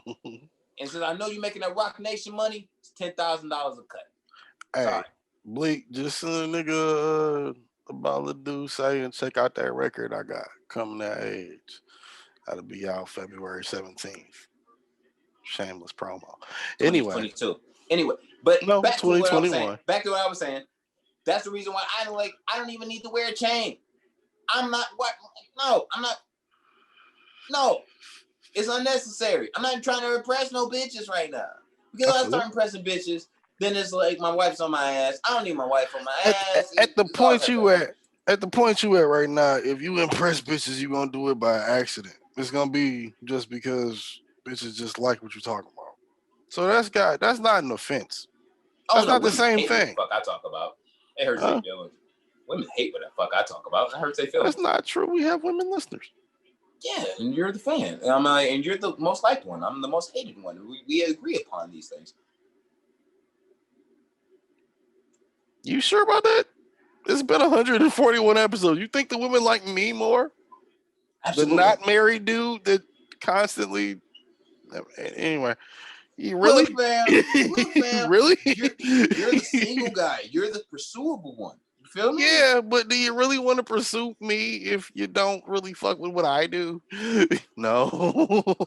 Look, What the fuck are nigga, listen. Most of our listeners are male. After a show, we have like an 8% let's go back to the room female and listener. Be like, yo, all right, cool, we can go back to the room or something. I'm gonna snort a coke line off your butt, and then right after that, you go in the district. Like, and I will snort the coke line off your butt, and you can play my music after that. That's not a problem. But how many girls really want that to happen to them? Your music district. That's not true. I'm almost at 100,000 plays. I don't know what you're talking about. I know it's not true. I'm trying to inspire you into greatness. I know, but see, at the same time, coming of age is coming February 17, 2021. So I don't know what the fuck you niggas is worried about. Featuring AOS, get your shit together and get ready. It's never gonna happen. You're never gonna release a project. It's okay. It's okay. But once you do, and if it's a classic, just remember who got you there. Well, if it's a classic, just remember that, nigga, you were the one talking the most shit about it not coming out or being a classic. And then when you also yourself deem it something of merit, even if not a classic, I cannot wait to hear the review. And I'm not talking about song by song. I'm talking about December 2021 when you like, whoa, you put out that much music? And what was the project? Oh, you put out that as a project? And then you go song by song. You don't hear my critique, damn, nigga. You don't hear my critique, my nigga. Crazy. Because what the listeners will not like, you've been on a segue run today. God damn it! Shout out to you. We have been. What the listeners do not know, and I was going to release announcements at the end of the show. I actually will be doing album reviews, written and video, through the rest of the year. That's one of my. I remember you asked me a couple podcasts ago, like what my New Year's resolution is, and I'm gonna do the critique game. I think really that's gonna your dive bag, into sir. I think I'm really gonna do it this year. You know what I'm saying? Because everybody doesn't read. I'm gonna release all of my written critiques via my Facebook and shit. I'm gonna have to. Well, we're gonna promote that through other channels. Yeah, you know what I'm saying? I'm just gonna have to. That's a work in progress and everything like that. But there's gonna be a written critique and a visual critique of just albums that I'm listening to or things that get tossed to me. If you want me to listen to them, check them out. Whether you're an artist, a writer, a producer, I'm like, especially 2020, I fuck with the producer game. But you know what I'm saying? Like, hit us up. I do a personal critique because I'm gonna be doing those every fucking week and shit from the rest of the year. Because remind me of that at the end of this episode, because before we're done talking today, we have to. There's something in that lane and in that vein that has been in the pipeline for a few months that needs to. I'm not doing no interviews right now. Not right now, but something that needs to be sorted out. So I'm about to say no interviews, but I am better a rapper than Big Sean. So I think you'll want this interview. Being who you are, I think you'll want this particular interview, being from the North End and the Detroit relation. I think you may want this interview, even if you're not interviewing everybody right now. This specific interview, I think you might want, because he is ready and willing. All I got to do is make the phone call, but that's for off air. Anyway, I'm about to say, like, you know, my North End, like rappers. I'm like, no, it's not North End. It's West Side. It's not North End. It's West Side. I was like, you talking about North End? I'm like, probably somebody I know. Like, no, it's West Side. It's West Side. Right. But for sure. Moving on. Let's get into it, man. Before we, what you got? We uncovered everything except Iron Man almost fucking making us rich, along with GameStop, and why there's a bunch of fucking 12-year-olds running around with millions of dollars and a bunch of nerds and incels. But I really don't want to spend too much time on that. I just feel like, why not? Like our listeners need to know about making this bread, bro. But we don't. Nigga, you probably know less than me. Oh, I know. I definitely know less. But I know when the vibe is there, and I didn't. Oh, the vibe is definitely there. I'm saying the vibe was there months ago, because it was. That was a rip current, nigga. I'm saying was maybe September, there was mad motherfuckers that were telling me like, yo, whatever money you got from the state, federal, through I was one of them unemployment and niggas telling shit, you to stimulus. invest. Yeah, move that I was money one and of them invest it. niggas because I invested too. You know what the difference happened was? Niggas invested in GameStop. I myself It's actually also. that was like the smartest thing that I've seen like in American like in history in like the last 10 years, like as far as like citizens. Oh no, Because that's the most beautiful thing that's when I happened. seen it happening, I was like, that's the smartest thing to fucking do. Because that's the equivalent. Because through a pandemic when motherfuckers ain't got shit else to do. Ooh, excuse me, listeners. Ain't got shit else to do except play the game, smoke weed, drink, and just chill. And everybody's in a demand for me, nigga. I'm working now. I've been working since May last year. I've been working my regular fucking 80-hour, 2 I weeks told job. You to invest like, after that. Yeah, and I didn't say GameStop, but I said, nigga, put your money in the market. You put something in the market. Because I had like $1,000 in the market at the time. I had to withdraw that shit to pay bills. That's a whole other story. I don't really believe. That's why I'm not a millionaire right now. And the only reason I would say this. I don't really have real what you would say physical proof or historical proof of why I feel the way I do. But I don't feel like the stock market as a a long-term humane plan is actually something that's going to be around for another 150 years. I don't think it's going to be around in the way that we've grown to understand it and know it. I think it'll be around. I don't think it'll be around the way that we've been told that it works. I think because of the things that have happened in the last week and a half, I think that if niggas hold out, God bless them. God bless every one of you incel, nerd, virgin motherfuckers that ain't never had nothing or that have had everything or had a little bit of something and worked your ass off. And because of this, you got a piece of that fucking pie. Every one of you motherfuckers, if you hold out from what I see and what I've heard, if you hold your money and you keep shorting these motherfuckers that shorted themselves because they owned it and they keep bleeding and hemorrhaging this fucking billions of dollars, that they've already lost $6 billion in a week. You keep bleeding them the fuck dry, y'all gonna make out better than the fuck is worth. All GameStop has to do, whether you want to pull your money out or not in the next week or month, whether you want to pull your money out or not, I feel like GameStop is either going to answer to the call of people loving them and trying to save them, or they'll crash again because the current owner, they switch owners because of the position they were in. They switch owners a lot. But nigga, if you just a regular nigga that invested and you sitting on 10 million right now because you had $300 in fucking GameStop stock fucking a month ago, pull that shit out, hold it, nigga, you good.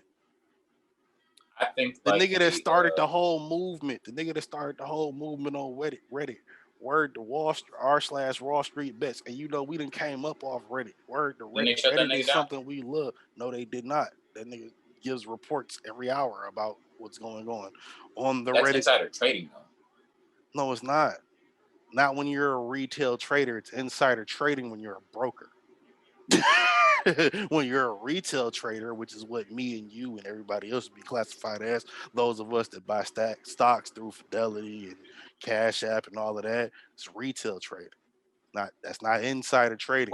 Insider trading. No, I guarantee you. They might change the rules to fuck them, of course. Yeah, they might change the rules to fuck them for sure. If this doesn't bleed enough niggas dry the way it should and the way I hope it does, they're already making plays. They already running ads. Even they already me just thinking about it and talking to shit. you about it right now. It like before we even talked about this shit. Mm-hmm. And originally when I seen the Reddit shit pop up like on my trending, I'm like, wait, that's insider trading. But like you said, like not it's for not retail traders. Exactly. For but retail traders, that's just niggas trading regular information. But how because it's on the internet, it's open. Yeah, but it's how free. easily you can we can contact each other and like say, "Yo, don't do this. Yo, do that." That's gonna become a fucking thing, bro. This takes me to politics. Ted Cruz, Alexandria Ocasio-Cortez, and Donald Trump Jr. and fucking a couple other niggas all agreed on the same thing in one day. You know why? Because Donald Trump was talking about repeal Section 230. Why? Because big tech has too much power. Big tech can do this, that, and the third. Nobody was worried about it when they just canceled out Donald Trump's account. But when Robinhood turned around the bullshit ass Robinhood app, which has an ironic name, Robinhood tried to keep the rich people rich instead of letting the poor people get rich off the poor. The app. I was confused about that. Yeah, I was really confused about that. The one thing that all of those people, the one thing investing into the stock, they halted. They halted trading for a time. That's a Caucanese word. No, that's market manipulation. That's what that is. Word. A bullshit. Yeah. Halted. Yeah. Yeah. They halted, and they halted is the legal word. Caucanese. The illegal word is market manipulation because you can't manipulate the market. That's how you do insider trading and all of that shit. The only reason they halt the markets and they halt the shit and they do that shit is so the actual hedge funds have enough time to figure out what they fucked up and basically unshort them. You've watched The Big Short. You're a self-professed fan of that movie. What you're seeing right now is The Big Short in reverse. Basically. The hedge funds are losing money because they shorted what they thought would die, and the retail traders said, no, we like that. So they flooded more money than what the fucking short was on the stock. So now the hedge fund is fighting with retail traders to hold or sell. I'm gonna keep it quiet as go. I know a lot of niggas don't know what the fuck I just said, but I'm talking. That's what it is. We talking about The Big Short. Still hasn't happened yet, and I'm very aware of when it's going to happen. Yeah, no, that's in the process of happening. That's in the process of happening. That ain't happened yet. Guess how big this mega y'all gonna be, nigga, when I get this bitch. Oh invest in Doggy Coin. God. Invest in AMC. Invest in Nokia. Invest in BlackBerry. Invest in Bed Bath and Beyond. Invest in Nokia or BlackBerry. It's not gonna go anywhere. I guarantee you. Nigga, I just doubled my money on Nokia this morning. What are you talking about? You're gonna lose it. Guaranteed. Maybe not. Guaranteed. You might lose your money on BlackBerry. You might lose your money. You might lose everything. You might lose everything. AMC and GameStop. When AMC and GameStop popped, I was like, "That's the best thing ever." AMC, I think is the most promising. I think I ain't no stock nigga, but if I was gonna say, I'm gonna keep it a trill bill for AMC because the movie theaters gotta open up eventually, baby. This is insider trading for somebody who's been slightly in the door of Hollywood. This is hood nigga trading. This ain't insider trading. This is hood nigga trading, nigga. This is real the nigga name trading. Of the episode, goddamn it. Hood real nigga trading. Real nigga trading. RNT, nigga. Real nigga trading. I'm gonna tell you straight up. Get the bag or don't. 1,000. And I'm gonna say this with confidence. And anybody who's in theater, acting, modeling, knew somebody that was in it, been a part of the Hollywood world, you know. Comedy. The phrase "show must go on" is the most powerful thing in Hollywood. It ain't a Jew. It ain't a dollar. It ain't a motherfucking audience. An audience. It ain't a laugh. It ain't a Lamborghini. It is that phrase itself. The show must go on. And don't believe for a motherfucking fact that these establishments that are called movie houses are going to just say, because a pandemic happened in 2020, that the whole shit's going to just free go. Reign. straight to the shitter and go to just HBO Max, Netflix, and Hulu and Disney Plus. No. You see, the premiere tonight was the little things. They premiering a Denzel movie tonight. They made it very specific that they made it very specifically clear that it is not only streaming on HBO Max but also in theaters. I'm gonna tell you straight up like this. I believe, because there hasn't been a release date yet, from my knowledge of the next Matrix movie. It's later this year. Yeah, I think it's in November. Probably. That movie itself, and if our 46th president, who happens to not be a fucking Cheeto, can deliver on this. I can't even do that. Y'all, I rescind the party hands. No. Because he's been a little iffy the last few weeks. I don't know if I agree with it all, but yeah, where it's better than it was 4 years ago. Shut the fuck up, District.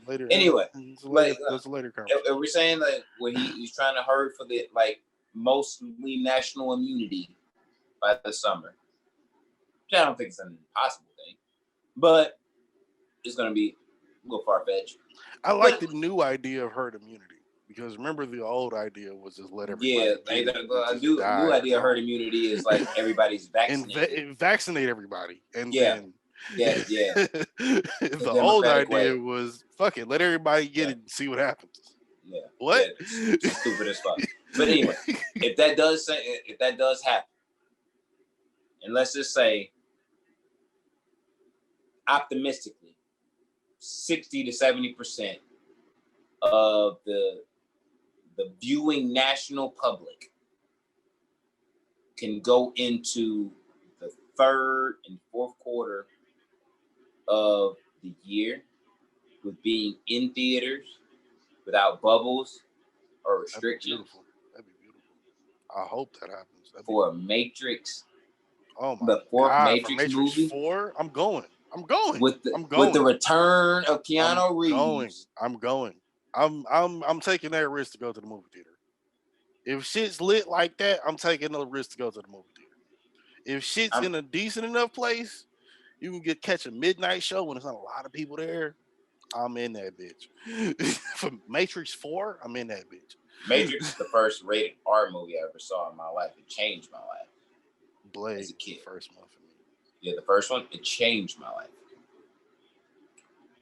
You think at 28 I wouldn't go to that same exact movie?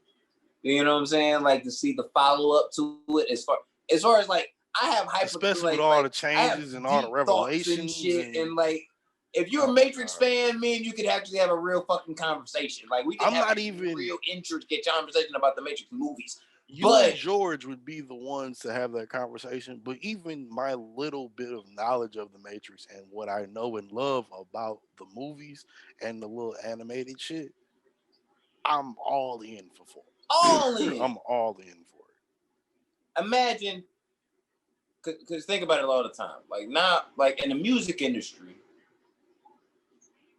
we kind of gamble on like, all right, so and so is projected to do 80,000 total, you know what I'm saying, with streams. And shit, sometimes they make it, sometimes they go a little over. You know what I'm saying? Like, just because the streaming shit is new. But imagine a Matrix movie in a clean, you know what I'm saying, a healthier America in 2021 under the first regime of President Joe Biden and Kamala Harris. Word to Kamala. And not only does HBO Max, WB have Matrix streaming on, you know what I'm saying, for those people who don't feel safe, streaming on HBO Max, and you still get it for free for 30 days. I got it free every month, bitch. Hey. I ain't even gonna pay for that hoe because I pay AT&T so much money every month. Insert ad here. Facts. Anyway, and you could also say like, you know what, fuck it. I'm one of those people I grew up on that shit. That's my shit. Me and Mark, my cousin, went to go see Matrix Reloaded together. Young as fuck. We was in elementary school. Shit changed our motherfucker. She was crazy. It was the best action movie ever. That wasn't a John Woo movie at the time. Or didn't have Bruce Willis. John Woo. Dog. All right, wait. I don't want to spend it. Keep going what you're going on, but I just want to take this honorable mention. John Woo Stranglehold, Xbox 360, greatest game ever. One of the greatest games on 360 ever. Pretty good. One of the greatest slept on movies by John Woo, Mission Impossible 2. No one acknowledges how great that movie was because of John Woo. But facts. You know, like back to what I was saying. You think about it, you say, like, fuck it. I'm gonna go see that movie because I grew up with it. Greatest thing ever. And now you can say, like, we can fill up the whole theater, no restrictions. You just gotta wear a mask, maybe, because you may have COVID, you might not, who knows. But most people vaccinated by this point, so fuck it, we ain't really gotta check it. You know what I'm saying? Like, hey. And now you got this whole theater. Imagine if fucking worldwide Matrix sells out worldwide. At the end of the year, after meeting everything, even in a pandemic, I think that's gonna happen to some degree. Yeah, throughout the whole pandemic, and you waited out to the end of the year, and just when it's able to go, and people are ready to go, you flood that motherfucker through holiday season. Just imagine in America. In America, if that happens, I want WB to pay me straight up right now because I said it out loud. $11.5 million. I don't think they have to pay you, only because I think that's what they're betting on. Because if Biden gets what he wants, which I don't have what he said, so I think I should get paid for that. And I'm just going off of regular bullshit news I didn't heard. If Biden wants to motherfucking vaccinate 1.5 million people a day, right? It's 1.5 million people. Today, they vaccinated 1.7 million. That's 200,000 over what they thought. Okay, if you can do that and you keep that up the whole year, let's say 1.5, 1.7, 1.2, you keep that up. By the time you get to November, that's a good. That's not everybody.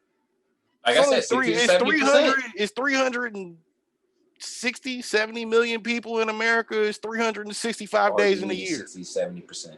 It's 365 days in a year. If you do 1 million a day and you keep that up, by the time you get to November, you can open up a movie theater and sell that bitch out like you would in any other regular, like you would in 2019 or the before times. and it would be the first best-selling movie. Of the new decade era. Yeah. No, it'd be the new 2020 was gone. Fuck the new decade, nigga. The new era of humans, nigga. We didn't know we wasn't about to be all taken up out of here a year ago, nigga. We thought the top of last year flu until fucking this shit happened. So okay, yeah, you're right. But in 1918, I told y'all about that documentary I done seen, nigga. I seen a documentary where it was niggas in 1918 holding signs with no mask on, talking about some, we don't believe in this shit, we ain't wearing no mask. And they put that up right next to a picture of niggas last year talking about some, we don't believe this shit, we ain't wearing no mask. Nigga, don't know. And I don't know if them niggas is related or not, because they might be, but how does that happen 100 years apart? Percentages are stupid. It's the same. But how does that happen 100 years apart with more technology and more information? Is it an overload of information? Like percentages are the same. Is it an overload of information? Because if you had a lack of information before, on the planet we call Earth, if 100%, right, and we saying for sure, 45%. We're not talking about 7 billion. We talking about just Americans. I'm talking about the whole thing. I'm talking about America. I'm talking about the 100-year difference. I'm talking about America. Let the guy rock. Go ahead. Let the guy rock. We're saying out of 100% of the individuals around the planet, we can identify maybe 45% estimate are fucking idiots. Like, probably. You can't talk them into anything sensible. 45% fucking idiots. The other 55% reasonable. Some may need convincing into being reasonable. and not being a fucking idiot. But the other 55% has a reasonable sense of life, give or take. Just because there's 7 billion plus people on the planet right now, when oh my God, it would be a terrible thing. But let's just say 100, 200 years from now, there's 10 billion people on the planet. The ratio of that 45% may still be the same. Probably still is going to be the same. It just looks like more because there's more people on the planet. Yeah, that could be a thing too. Yeah. You know what I'm saying? During the time before the baby boomers, you like those idiot amounts. That's not the same thing, though. Now that I think about it, that's not the same thing. No, I'm serious. Think about it. That 45% before pre-baby boomers in America. Now we're bringing it down to America. Before America was not nowhere near 300 million people. No, that's grown to that as of today. Yeah, in 1940 something, it was like maybe 100 and something million, 200 and something million. Yeah. So if you even got all those stupid that makes it that much more magnetized, though. If 400,000 people died, 400,000 people died. If you're in 1918 and there's half of the people, but we're talking about then, nearly half of the population. 45% of the population doesn't believe or doesn't acknowledge what's going actually on in the real world. That's not any sane person's fault. It's not any sane person's fault. But my point is this: no matter how much we educate people, whether it be in urban communities, suburban communities, rural communities, around the country, the United States specifically, the ratio of stupidity might just be the same. And we might just be fighting you run that risk. You run that risk. It's just you run that risk. Yeah, we might change the world. That's Michigan. That's Michigan. That's Michigan. That's Michigan. We red, we blue. Now you say we smart. When you say it like that, now you make me sound cynical. Because you kind of are, and I'm more so than you. So yeah, kind of, nigga. But be honest. Yeah, that. Be honest. You know what I'm saying? Yeah, like that. Like that's just that's what it is. Me, that's what personally it is that you can. It's the same thing. You can lead a horse to water doesn't mean you can make him drink it. You know what I'm saying? You're gonna be stupid if you're gonna be stupid. You're gonna choose to vote for who you're gonna choose to vote for. It don't make a fucking difference. The sad part is you only have so much control over it. Everybody wants. Think about it. And everybody's heart of hearts, whether for good or bad reasons, everybody kind of wishes they could control everything around them. Only if to make the world a better place. Everybody kind of has that wish. But that's relevant though. That's in every era of human life that's been relevant. Because these MAGA motherfuckers are very much convinced that the MAGA way is the best. That's the relevant thing now for some people in this time of life. When niggas was cavemen, niggas didn't believe that them niggas that was working on the hieroglyphs really was about to be turning that into something. There was a group of niggas back then that was like, I wonder how much that was probably how they talked. What? I wonder how much you gotta pay to like have your story like engraved in hieroglyphs somewhere. That's gotta be a dope thing. We should start that. That's gotta be like I found out, they got Ice-T and Ice Cube promoting you could be a lord in Scotland if you buy like $5 worth of land in Scotland somewhere. So you can be a lord for that. I'm sure we can get this podcast transcribed in hieroglyphs in some country on some wall for a minor price. I wrote a bar or what's the word? Nominal fee. in the last 2 weeks, I've been writing again for some reason. But I wrote a bar about like one day my name's gonna be written in hieroglyphs and shit. And I was like, you know what? I want that to happen, but how much does that cost? And it's like not that much. You might need a stone carver for that. Yeah, but probably if you do it in Israel. You find I'm sure there's a section of the wall of prayer that hasn't been bought and paid for. For all of our Muslim listeners, what's Israelite money nowadays? I don't know if our Muslim listeners are that cool with Israel. I don't think that's how that works. Why not?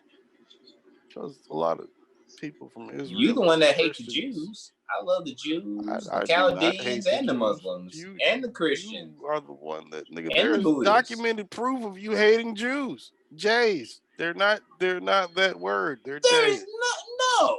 There is not on this under the tag of this podcast that we are doing right now. There is mad clips of you siding with Hitler. No. Yes. No. Yes. Did you not hear episode 5? If there was episodes like mixed together badly, yeah, bad. But we ain't never had that much production value, nigga, or quality. Yeah, but you nigga, we're in the middle of a pandemic. Who knows what could happen? And a fucking nigga, no. You talk, no. Look, man. No. All I'm saying is, at the beginning of this podcast, I was like shunning Walt Disney for being anti-Semitic. At the beginning of this podcast, I didn't think we'd have niggas that actually listen to the anti-Kanye. What do you mean? You said what? I'm anti-Kanye. What do you mean? You didn't start that way on the podcast. You was caping with him just like me. That was that was right after Life of Pablo. You was right there with me talking about something. It ain't that bad. I listened to that album again like the other day.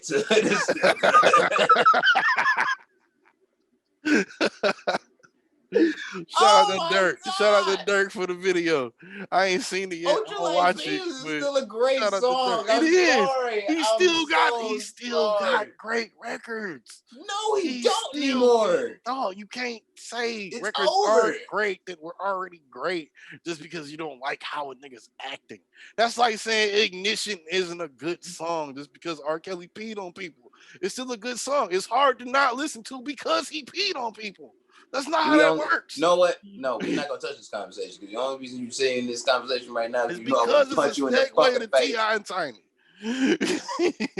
No, I'm not talking about T.I. and Tiny's kind of relationship. You gotta talk about it, man. I'm tired of T.I.'s defending his wife, and I'm tired of motherfucking Tiny. Wait. And I'm tired of seeing Tiny suck Floyd Mayweather's dick. I'm tired of it.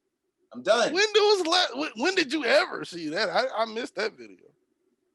I saw the video of T.I. trying to fight motherfucking Floyd in the mall. I missed the one where she sucked his dick. You trying to fight that nigga in the street too. I missed that video as well. I saw the video in the mall where he was like, "No, nigga, come on, square up, let's go." And Floyd was like, "Are you serious right now?" He's like, "Yes, nigga, come on, let's go. Like, let's go." I'm like, "Come on, square up, bitch. What's up?" That nigga caught that nigga in the street, nigga. You know when you catch somebody in the street and like T.I. was actually standing on top of the curb, like he was like above the curb, and Floyd was standing below the curb. My height though, T.I. like 5'7", 5'8". Floyd is like 5 feet. T.I. is the only person that I've convinced that's like my size that I'm convinced can throw a punch as hard as I can. Like he's the only person. You know what's funny about that? I think I'll whoop both of y'all niggas on a 2-on-1. Nigga, you a hug fighter. I'll knock your dumb ass out. I'm not though. The fuck is out of here? You got that impression from that one move I showed your dumb ass that I had just learned. Oh my God. You really, bro, no. I feel like I can take you, T.I. and Tekashi 3-on-1. No. Not that you all would ever join forces against me, because that's like some anime world. But if that happened, I feel like I could beat all three. If there was a ladder, if there was like a Mortal Kombat ladder, nigga. It would be Tekashi, Tip, then you. Or no, Tekashi, you, then Tip. Because I feel like Tip been in more fights than you and more serious fights than you. So it'd be Tekashi, you, then Tip. I would actually want to fight T.I. on some competitive shit. I think that y'all the same size. Yeah, I think he probably got a little bit of weight on you. I'm sorry. I think that'd be a good fight. Me and him are the same size. coming down to a fight, like a real bout, like as far as if that was the next Triller match, I'm coaching you. I'm coaching you if that's the next Triller fight. I'm a real fan of T.I. I love T.I. That's my nigga. That's why I don't believe this. But I would fight, if it was like a bout, I'd fight him. If he challenged me, I'd fight him. Straight up. Like, I think that would be a fair fight. I wonder what we got to do to make that happen. That'd be fucked up too, man. I'd hate to have to fucking fight. He was like, I ain't doing no. What if T.I. came out tomorrow and was like, I ain't. What if T.I. came out tomorrow just on some, just what they call it on some what they call the word? Clout? No, just on some random. Or let's just say just on some random shit. Sporadic shit. Sporadic shit. Let's say just on some sporadic shit. Spur of the moment. Yeah, he came out and was like, I'll fight any nigga that don't believe me on this shit on the next Triller fight. And then I sent him a picture of this, a clip of this, and then he'd be like, all right, yeah, let's go then. I hate to have to fight T.I., but I fight T.I. I fight T.I. As long as I can be your coach, I'm good. I feel good about that fight. I feel real good about that fight. I got to be in your corner and be your coach. I feel like we're going to need maybe a month to train because you got to get off the Marlboros. But yeah, I feel like we'll be good because T.I. Are we talking about like me getting into a ring? Yeah, I'm talking about like you got 30 days to train and then you got to get in the ring with T.I. and have a boxing match. All green, nigga. We ready to go. No cigarettes, nigga. Diet change, nigga. We managing weight. This competition. Are we talking about competition, nigga? I'm going all the fuck out. I'm ready for it. Like, that would be a fight that I would be training for because I know it would be an even fight. It would be a good fight. I could see me and T.I. going 5 rounds. Tekashi 6ix9ine don't make it out of the first round with me out of the first 2 minutes. I feel like in that tier, if we go in tiers, I feel like Tekashi makes I destroy that kid with the left hand. If every match is 3 rounds, if every match is 3 rounds, I feel like Tekashi getting to the middle of the second round with you. I'm gonna go 5 with T.I. And then you gonna drop T.I. I'm gonna go 5. If you get there, you get the 5. We talking about just you. We're not talking about who I'm fighting afterwards. We talking about just you. So if you gotta go Tekashi and then T.I., I feel like Tekashi going second round just because he gonna play with you a little bit. He gonna duck and dive. He gonna play with you, and then you gonna catch him, and then it's gonna be over with. No, we talking smaller. You gonna get T.I., and then T.I. is gonna be the fight between me and you, or between you and him to see who's gonna fight me. Then you and T.I. fight. Y'all got 5 rounds. It's gonna go to round 3.5 before it get real, and then by round 4, y'all niggas gonna be out for blood, and then by round 4, it's gonna be. At that point, it's street nigga versus street nigga. It ain't even a boxing match no more. So whoever win. I feel like Tip might catch you slipping. Just because I feel like he got more experience, a little bit older, a little bit bigger. I feel like he might be a little bit smaller, but I feel like he might catch you slipping. On some Connor shit, just doop. Oh, how'd that happen? For sure. How'd that happen? Damn. All right, for sure. I'd have whooped somebody's ass in front of you like nigga, like you shitting on my hands now, nigga. Like, no, I'm not. I'm just saying. I told you whooped Tekashi. I just don't think you whooped Tekashi in the time frame you think you'll whoop him. I think you will whoop Tekashi. I just don't think you'll do it in 47 seconds. I don't think you do it in the time frame you want to do it. I think it's gonna take. If a round is a minute or a minute and a half, I feel like Tekashi, especially if I gotta fight multiple niggas in the same day. I'm trying to end this nigga quick. No. We talking about you got a week till you fight T.I. You fight Tekashi, then you fight T.I. next week. Then the next week you fight me if you win, or T.I. fight me. I'm whooping either one of you niggas, so that don't even matter. But I'm just saying, if me and T.I. was gonna fight, I'd want to headline that fight. I'd want that to be the best fight the fight of the night. Cause that's gonna. I'm not going down just on some Nate Robinson shit. And neither is that nigga. You don't know. Nah.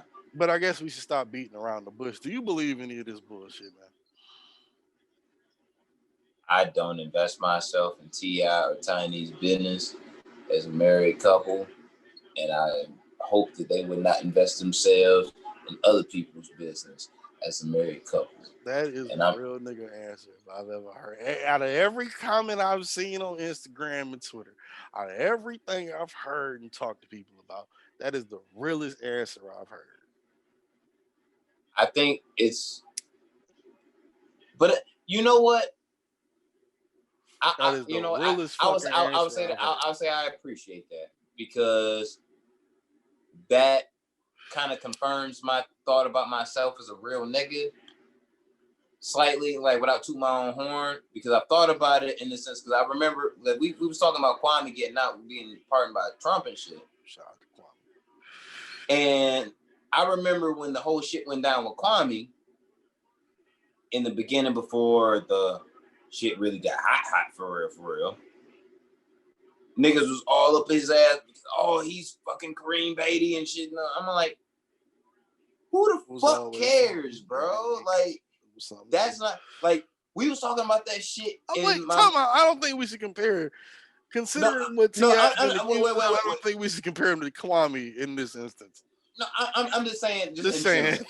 I'm saying in general. With this shit. Okay. We was talking about this topic of Kwame's infidelity in my like infidelity, murder, and money laundering. That's a little different. Infidelity though was the beginning to it. The money laundering, everything else came afterwards. The infidelity came first. Let's not get that fucked up. Caught up like Bill Clinton. We all know.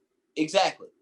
But they actually had other shit on him to implicate him in actual crimes, which you got charged for and convicted. That's another story. Yeah, another story. But the same thing. We was talking about this shit in my global issues class in high school. And I felt like it was uncomfortable for me as a freshman.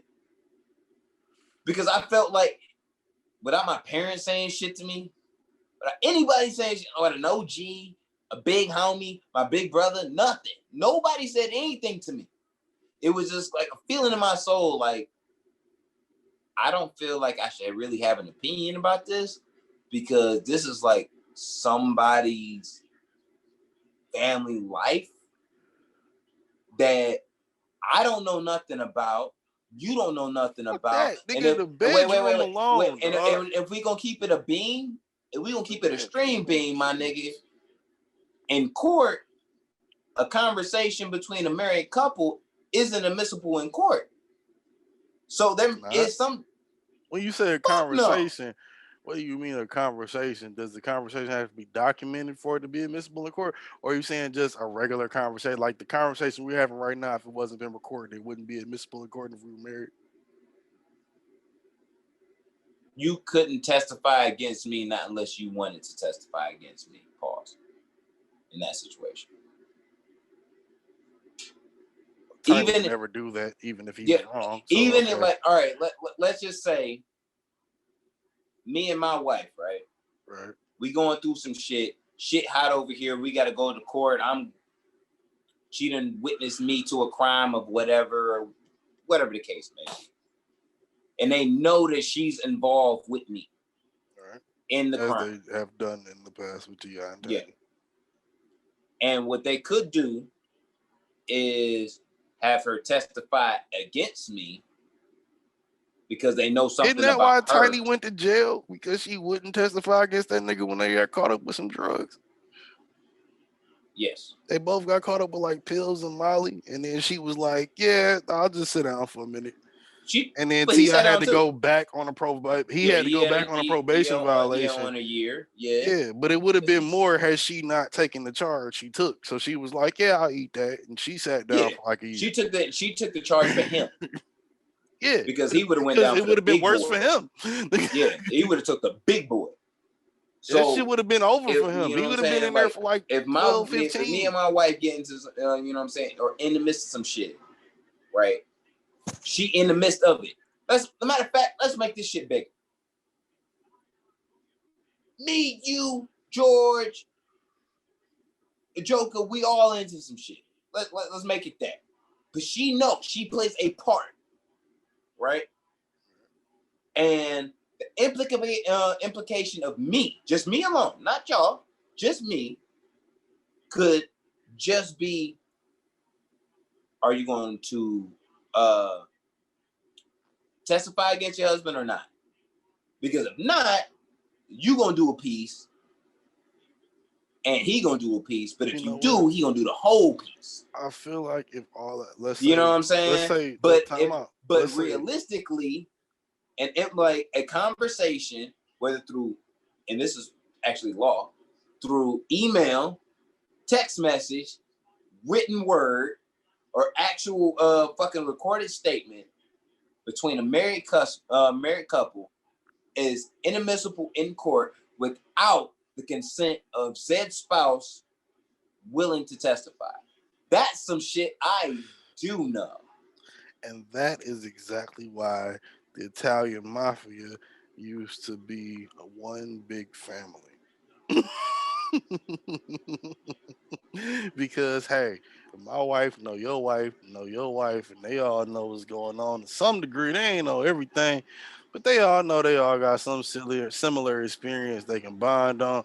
If the shit come down to it, half of them motherfuckers not turning. No. And low and quiet as kept. That might be some movie shit, but I've heard crazier it's the most ingenious motherfucking thing to do, because now you got all these women together doing the same thing, but in the opposite way, because one's male, one's female, as the men. Oh no! Oh, you fucking whore! Go fuck yourself. Can you hear me? Is it a lag? Is it no. A lag? Oh, it's just a lag. Wait, we good. It's a lag. Hey, it's just a lag. Hey, wait, your connection is unstable. We good. It's unstable, but we still here. The connection is unstable. I see you though. We good. You see me? Good. I just heard you drag. It's still saying recording. It's still saying recording. Yeah. All right. I'm moving and shit. You see me? Yeah. Keep going. All right. Keep going. Bet. We good. So keep going. Yeah. So the women are doing it like the complete opposite thing that the men are doing, pretty much. You know what I mean? And it's like between the men, the loyalty is always there.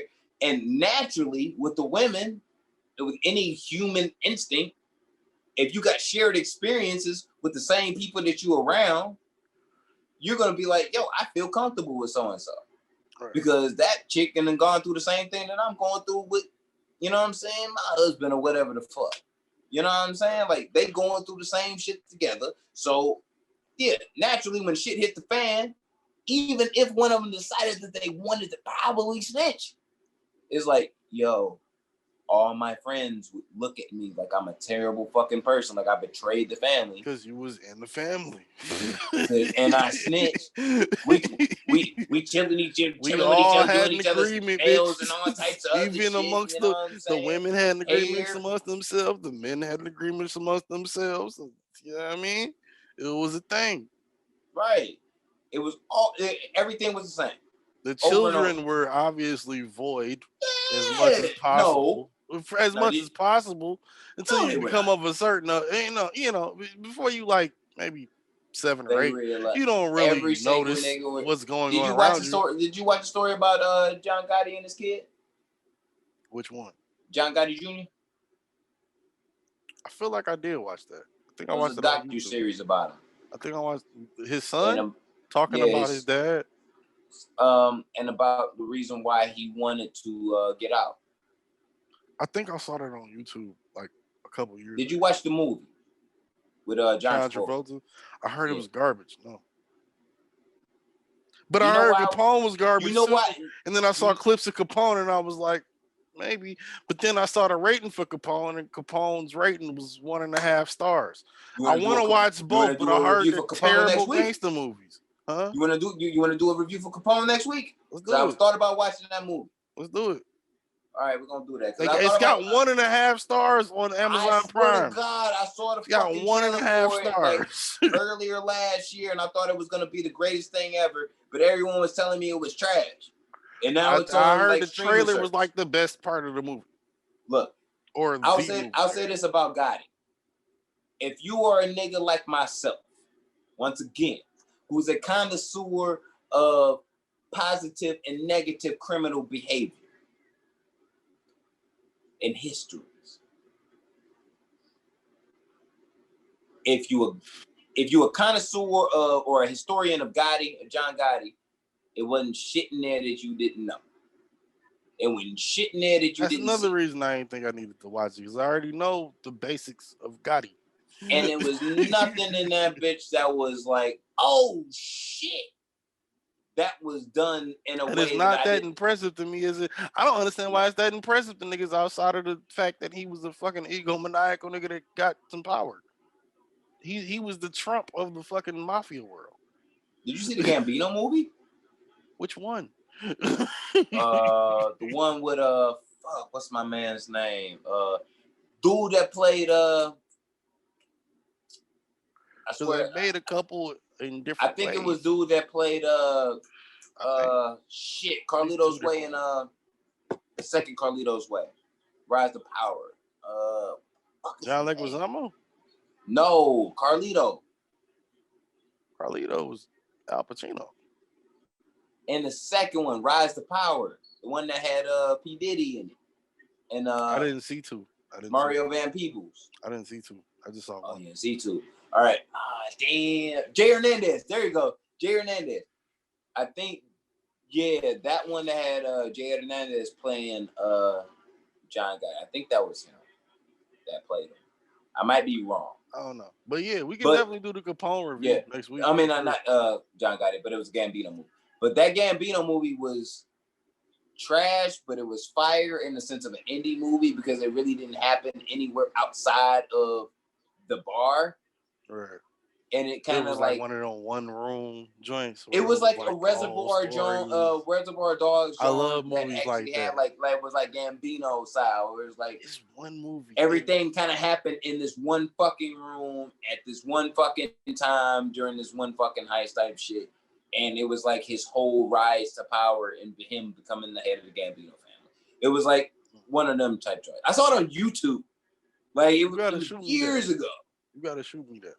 If you can find it. You know what I'm saying? Like, because I think that's what I was about to say. I love movies that are shot like that. It's just one movie it's not a gangster movie, but it's like a movie about like cheating and like infidelity and shit. It's shot in two places, and they rented out half of a Home Depot. They spent most of their money on half of a Home Depot. The movie, they spent half. It was either Home Depot or a Lowe's, but the movie is shot in the hardware section of a store, which is like, in reality, it's a Lowe's or a Home Depot, but they call it something else. And then the other half of the movie is shot in one room of a house. And it's all about this dude cheating. It's about this dude, this chick, and this other dude who comes back from the military. His wife is cheating on him with this black dude that's in the military. He works at the hardware store. The dude comes back from the black dude came back from the military. He owns his own business or something. So while the dude's at this hardware store one day, he's fucking doing his shit, flirting with this chick he worked with because he knows his problems in his marriage and shit. And his wife is getting pounded out by this black dude. He comes home early one day, finds the wife the same day, finds the dude pounding her out, and then it turns into just a one-bedroom scene for like the next 45 minutes of just, why shouldn't I bust your ass right now? Like the R. Kelly video. For real. Like, why shouldn't I bust your ass? Like, it's just 45 minutes of that after that. But it's a great movie. Yeah, those films great were dope. movie. Fucking Zendaya and John David Washington, Denzel Washington's son. I'm scared to The watch nigga that that's on because I feel Ballers? like it's gonna remind me of relationships I've had recently from the trailer. But still, Now we gotta review it. Now we gotta review it. I don't know. I feel like that one trailer Because I like, told you at a sensitive nah, that time might for be you. too close I told to you at a home. sensitive time for you. Like, you know what? That 2088 joint is dope, but you might not want to listen to it right now. Like, it's not. I still haven't listened to that whole album. And it's not because of that. Maybe now is the time. Now I probably should, but I never thought about it. But since you told me that, when you told me that, I should say, when you told me at the time it wasn't the time, but now I had already before you told me that I had already heard 2 or 3 songs on it, and I was like, and then you was like, yeah, you probably shouldn't listen to that whole album. Those are really relationship songs. If you watch the video, it's a relationship at that time. No. Like. Yeah, it's one of them. It definitely fucking one of them. Word to Shania, nigga, nah. Yeah, like 1000. I'm waiting for that movie though. Like, cause I'm thinking when I seen the preview for that movie, I can't even remember what the fucking name of it was, but the preview seemed like it was gonna take place in more than one place. You know what I'm saying? To get to this whole, I'm unhappy in my pandemic or whatever lifestyle with my husband or significant other or whatever the fuck. Right. You know what I mean? Like, it seemed like one of them, but the fact that when I read the synopsis, it's all taking place pretty much within the house. It's not taking place nowhere outside of the house. So you're seeing the interaction between 2 people, no child whatsoever, just going through the works of, I love you, I don't. And that shit is movie. If you can write it, god damn it, that's movie. That's right there, man. When we done podcasting, because they just showed the fucking preview for Denzel Washington shit, I'm watching that shit. Facts. Yeah, no, definitely. When we get done watching this, I'm definitely not going to sleep before I watch that movie. Ain't no fucking new music came out and shit, because everybody afraid to be, put out the first project of the year, like some pussies. Niggas done put out music. I've been seeing new music. Who put out music? Who put out music? Been putting out singles. They might not have been putting out albums, but niggas been putting out singles. Who put out album? Who put out album? I don't know. I don't track. You know I don't track. Nigga, I'm still listening to the B-sides. Music to be murdered by. Nobody. Every time I get in the car, I go into fucking music mode, nigga. I'm listening to B-sides of Music to Be Murdered By, and fucking Jim Jones. I'm not listening to shit else right now. I'm listening to El Capo and fucking Music to Be Murdered By B-sides. That's all I'm listening to right now. Oh, you shameful ass. For some reason, I've been really in a rotation of no bullshit. And Man on the Moon. Crimson Alchemist is For Her. Oh, Chauffeur been in rotation. Chauffeur is the main one in my rotation right now. For Her, nigga. No. I'm talking about the song Chauffeur on For Her. Nigga. Okay. That song on that project is hard as fuck. I'm fucking with. I've been on a female rappers kick, like real, like female MCs kick. I've been listening to, like I said, For Her. Shay Noir is like 4 projects she released like this past year, and fucking Rhapsody shit like in a rotation. And I still gotta go check out Rhapsody. And that shit is mean. Like, I thought about releasing a fucking playlist. Like, yo, these chicks go hard, bro. And we already know what Crimson Alchemist be doing, but that shit be lit. That shit would take me like 3 weeks. Just like choose what songs I like. Oh my god! If you blend that shit with girls from like Detroit, along with Crimson Alchemist, of course, she's goes in number 1 without being stated. Of course, she's number 1. But you put in Crimson Alchemist, bunch of other chicks from Detroit, throw Rocky Bad in there, throw motherfucking Nisha Shay in that motherfucker, and then you put them next to your Scissors and your LMA and your Snow Allegras and your people. Come on. I gotta have bars. That's what I'm on. I'm on bars. I feel it. I feel it. Bars. It's all bars. But all of those people I just named, bars. They got bars. I ain't saying. I don't want you to say anybody. I need bars. I need bars. That's all I need. I need bars. All of those people I just named go give you bars every time. Yeah, they gonna sing to me too. Some of them, like I don't need no singing, but it's gonna be singing bars. I just need some bars. It's gonna be bars sung to you, nigga. Bars, nigga. That's it. Cause you gonna play that shit back and be like, I was at work the other night, nigga, and Crimson Alchemist just released a whole fucking like prison cell on like a whole prison block. Hey, like I said, if you niggas like, don't know you bars, nigga. Oh my god. Go take your ass. Go just like you took your ass to go type in TN2 women in the search bar and we the only thing that pop up. Go make sure you type in Crimson Alchemist. And then you go to Crimson Alchemist, her official page, not the topic page. You go to her official page, and you go check out Kill It Crimson 1 through 8. 8 just dropped today. This is Friday. We record. You see this Saturday because we record. You probably see this. You probably see this Monday, but you hear it Saturday. So, motherfucker, whatever you want to do. 8. One young Kobe. 8, nigga. Hey, and she been that status, nigga. This ain't no this ain't no white mamba. This motherfucker's just as black as the motherfucker that you want. You feel me? Bars all day. Stop playing with it. Stop playing with it. Motherfucking day. Who the fuck are you? We can drop these AKAs and we can get the fuck out of here because I gotta take a piss. I am like who I told you I was at the top of this motherfucker. Ain't nothing changed. Busy 9-3, baby. Casual sex captain, aka motherfucking the Kango Don, aka motherfucking Kwame Khalifa. Word to my nigga Kwame, you know what it is. It wouldn't be nothing without you. And if we was something without you, we would only be Detroit. I mean, nigga, you would have robbed somebody else. Let's be honest.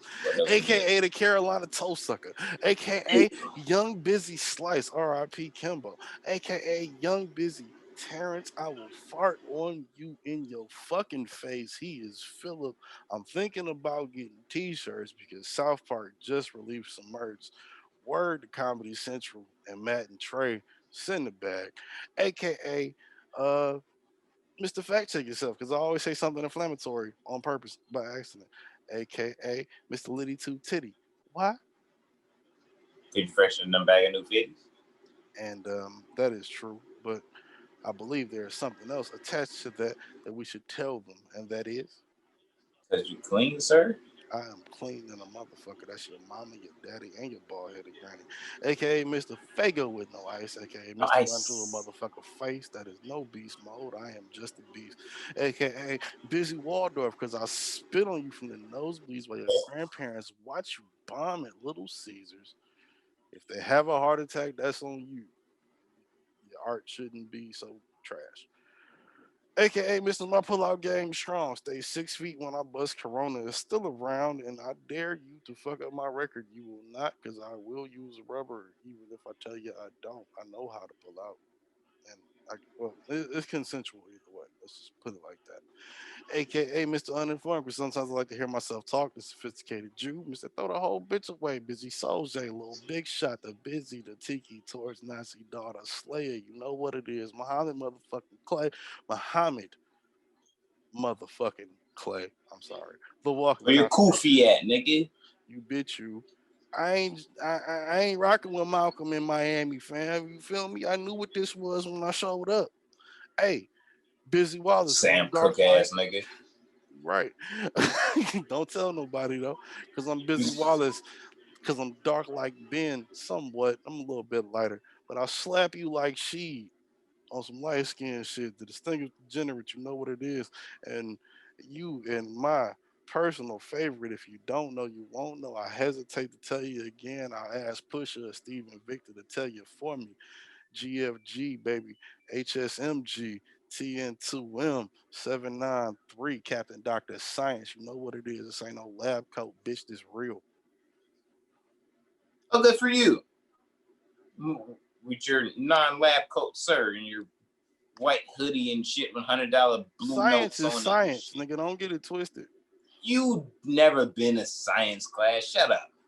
Hailing from the home of bitches and tequila, 50 cent margaritas that happens to be Don Julio, and that's because of the seasons and cartel dealings, you bitch.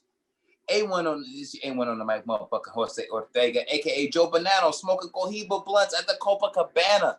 You dig me? You know what I'm saying? There's fat ones, aka Tequila Papi, aka Martin Quarantino. All Jews and white people owe me money. Why, Mr. 93rd? I think let me think. They stole something I believe called the culture, and when you call it the culture, I think it's called the culture because they stole it from us. You right about them Danny Ocean motherfuckers. AKA the dopest thing since fentanyl cut motherfucking COVID-19 heroin. Best dope on the street, you dig me. AKA Joey Lefferis, AKA the Pod Guy, AKA Lil O. Big O is coming soon. AKA me and your girl point and laugh at you when Busy Spit hit you at Little Caesars and your grandfather's having a heart attack, your grandmother's having a stroke, and I just spilled my $77 million small Slurpee on her white dress, nigga, and I don't go fuck. Elon went bankrupt for this shit. Damn it. Struggle's real. AKA the next revolutionary immigrant. AKA I bitch you not. There's Hove, there's Fly Guy, and there's Pod God. Praise the Holy Trinity. Light some candles, you bitches. AKA the reason why your girl has whiplash. AKA Overtime Ortega. AKA Tony juggling the speakerphone. I'm angry. I'm angry as fuck. Sometimes you a stupid fuck and I gotta shoot your mans in the face because you wanted to blow up some children. I'm a humane person, you bitch. So look at you now, you stupid AKA, fuck it, 2022 Space Ghost, AKA the Improper Disciple, AKA Debo, yo, AKA rest in peace to the guy Tiny, AKA Rolly in his faceless. Why? Because I'm tasteless. You feel me? AKA Tito Lee, AKA Washington Irresponsible, like you observed from this fucking podcast, episode 141, AKA Zay Mysterio, AKA the Kush Crusader, AKA Healthy and motherfucking Kobe's free, you deal me. AKA the Petronome. And this is a new one that I'm gonna make up on the fly, AKA Muhammad Shabazz Ali Muhammad Ulad Muhammad Sahib. That's gonna be a new Muhammad in the name so many times. Because that means you extra like extra kufi. Okay. And I ain't got no kufi on. So you got 5 kufis on your no. You got 5 kufis on. So if you got 5 kufis, you ain't gotta wear no kufi. On the tsunami, so you know what it is. Yeah. And you gotta throw in a mind and a Radufa roof in there. You know what I mean? I don't even know what that means. Word to Farrakhan. It don't mean nothing. I don't even care, bro. Word to Farrakhan. Let's go. The word to Farrakhan. We all black. We all. I think that's gonna get us canceled later, but okay. That might not even make it to YouTube, honestly. Word to Farrakhan. Like no, they were koofies. We said it multiple times. They said koofies 7 times through the podcast. We're not having. Did we mention bean pies yet? No. All right. Anyway. No, I'm not even saying. Now we have. Now we have. Episode 141, Millennials Podcast, House of Spades Media. You know what I'm saying? We'll be back next week. 142. We enjoy having this fucking fun with you. You know what I mean? Always remember that motherfucking Night Stalker kills people. Lock your fucking doors. And this dick is just like that. Trey Songz fights people, especially police officers at Chiefs games. Apparently. And we talk the greatest shit on the fucking planet we call Earth. It's Millennials Podcast. We out next week, bitches. And just because we need to add this, like, comment, and subscribe. Why not? Fuck it. Do it. Hey. Send donations and all of those things. Anchor.fm too. Love us. If you made it this far, you love us. Stop it. True fans. Word.